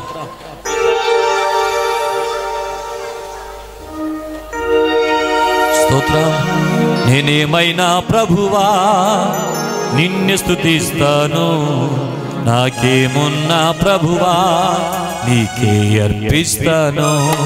నేనేమైనా ప్రభువా నిన్ను స్తుతిస్తాను, నాకేమున్నా ప్రభువా నీకే అర్పిస్తాను. నేనేమై ఉన్నానో నీ దయ వల్లేనయ్యా. చెప్పండి, నేనేమై ఉన్నానో నీ దయ వల్లేనయ్యా. నాకున్నవన్నీయు నీవిచ్చినవేనయ్యా, నాకున్నవన్నీయు నీవిచ్చినవేనయ్యా. నేనేమైనా ప్రభువా నిన్ను స్తుతిస్తాను, నాకేమున్నా ప్రభువా నీకే అర్పిస్తాను. నేనేమైనా ప్రభువా నిన్ను స్తుతిస్తాను, నాకేమున్నా ప్రభువా నీకే అర్పిస్తాను. చప్పలు కొడదాం, అందరూ చప్పలు కొట్టి ప్రభువుని స్తుతించండి. ఈ రాత్రి ఒక సమర్పణతో కూడిన మాట ఇక్కడ చెప్పి వెళ్దాం. ప్రభువా అబ్రహాము జీవితంలో తన కుమారుని నీ మాట చెప్పున ఇవ్వడానికి వెనదీయలేదు. అలాంటి విశ్వాసిగా నేను ఉంటాను తండ్రి. స్తోత్రం అయ్యా. Thank you lord. అందరూ చప్పట్లు కొడుతూ ప్రభువుని స్తుతించండి.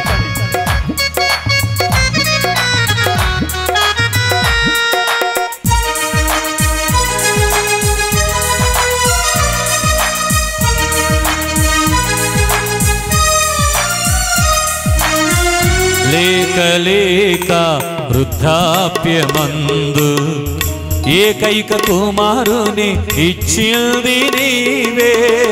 లేక లేక వృద్ధాప్యమందు ఏకైక కుమారుని ఇచ్చింది నీవే. ఇచ్చిన నీవే బలి కోరగా, ఇచ్చిన నీవే బలి కోరగా, తెచ్చి నీకు అర్పించిన అబ్రహాములా నేనేమైనా ప్రభువా నిన్ను స్తుతిస్తాను. నాకేమున్నా ప్రభువా నీకే అర్పిస్తాను. చెప్పండి, నేనేమైనా ప్రభువా నాకేమున్నా ప్రభువా నీకే అర్పిస్తాను.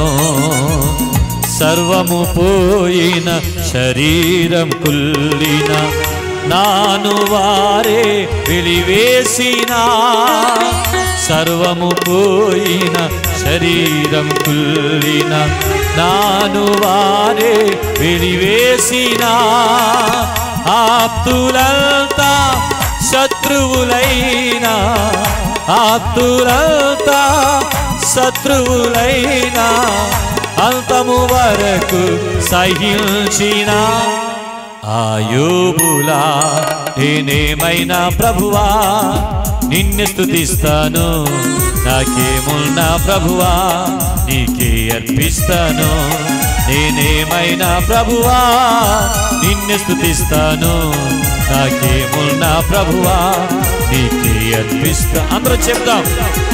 నా మటుకైతే బ్రతుకుట క్రీస్తే, చావైనా అది నాకెంతో మేలు. నా మటుకైతే బ్రతుకుట క్రీస్తే, చావైనా అది నాకెంతో మేలు. ఇదిగో నేను ఉన్నానయ్యా, ఇదిగో నేను ఉన్నానయ్యా, దయతో నన్ను కైకొనుమయ్యా. నా యేసయ్యా నేనేమైనా ప్రభువా నిన్ను స్తుతిస్తాను. నాకేమున్నా ప్రభువా నీకే. అందరూ చప్పట్లు కొడుతూ పాడండి. నేనేమైనా ప్రభువా, అందరూ స్వరమెత్తి, ప్రభువా నీకే అర్పిస్తాను. నేనేమై ఉన్నాను నీ దయ వల్లేనయ్యా, నేనేమై ఉన్నాను నీ దయ వల్లేనయ్యా, నేనేమై ఉన్నాను నీ దయ వల్లేనయ్యా, నేనేమై ఉన్నాను నీ దయ వల్లేనయ్యా.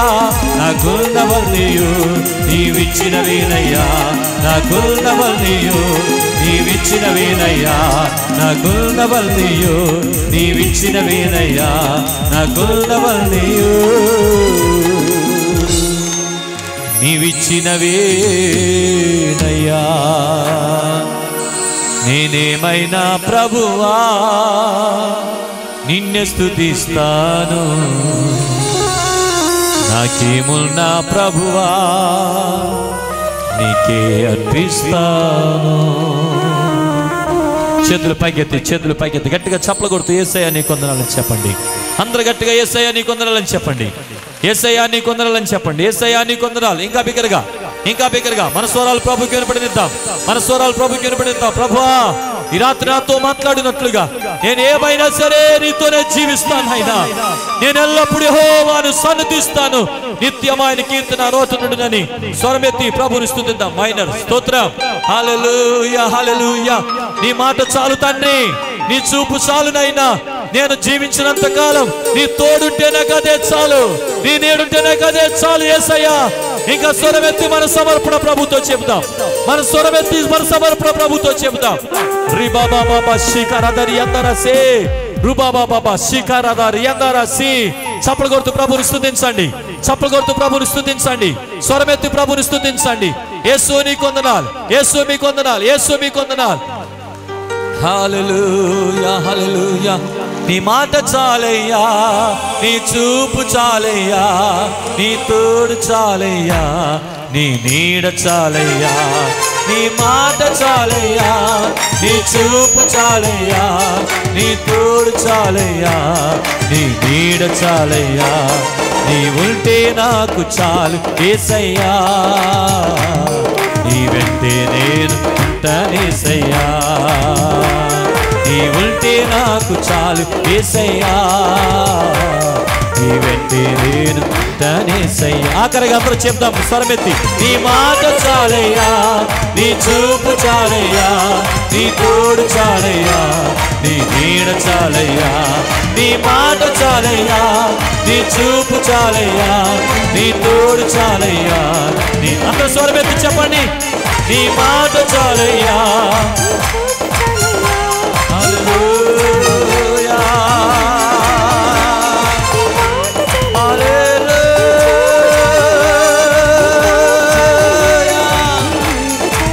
యేసునికే తోడు చాలయ్యా, ఆరాధన. నీ మాట చాలయ్యా, ఆమేన్. చూపు చాలయ్యా, నీ తోడు చాలయ్యా. ఆమేన్ ఆమేన్ ఆమేన్ ఆమేన్. నీ మాట చాలయ్యా, నీ చూపు చాలయ్యా, నీ తోడు చాలయ్యా, నీ నీడ చాలయ్యా. నీ మాట చాలయ్యా, నీ చూపు చాలయ్యా, నీ తోడు చాలయ్యా, నీ నీడ చాలయ్యా. నీ మాట చాలయ్యా, నీ చూపు చాలయ్యా, నీ పరిశుద్ధాత్ముడా ఈ రాత్రి ప్రతి ఒక్కరిని సంధించండి. నూతనమైన సమర్పణలు నడిపించండి. నీ కొరకు సాక్షులుగా వాడుకోనండి.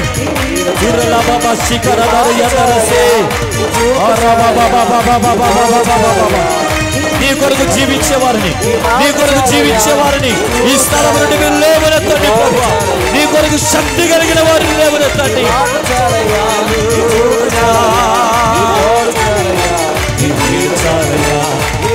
చాలయ్యా, నీ చూపు చాలయ్యా, నీ తోడు చాలయ్యా, నీ నీడ చాలయ్యా. Thank you Jesus. పరిశుద్ధాత్ముడా ఈ రాత్రి ఆత్మస్వరూపిగా మా మధ్యలో సంచరిస్తూ మమ్మల్ని ప్రోత్సహించుచున్న రీతి కొరకై నీకు వందనాలు. ఎంతమంది నలిగిపోయిన హృదయాలతో ఇక్కడికి ఉన్నారో, వేదనతో ఉన్నారో, శ్రమల్లో కొట్టబడుతూ ఉన్నారో ప్రతి ఒక్కరిని దర్శించినందుకు కొరకు స్తోత్రాలు. నీ కొరకు మేము జీవించాలని నిశ్చయత వారిలోనికి దయచేసినందుకు కొరకు నీకు స్తోత్రాలు. ఏదేమైనా నీ కొరకు మేము జీవిస్తాం అనే సంకల్పంలోనికి బిడ్డను తీసుకొస్తున్నందుకు వందనాలు. ఈ రాత్రి పరిశుద్ధాత్మ దేవుడు మనతో మాట్లాడారు. నేను దేవుని స్వరాన్ని విన్నానండి.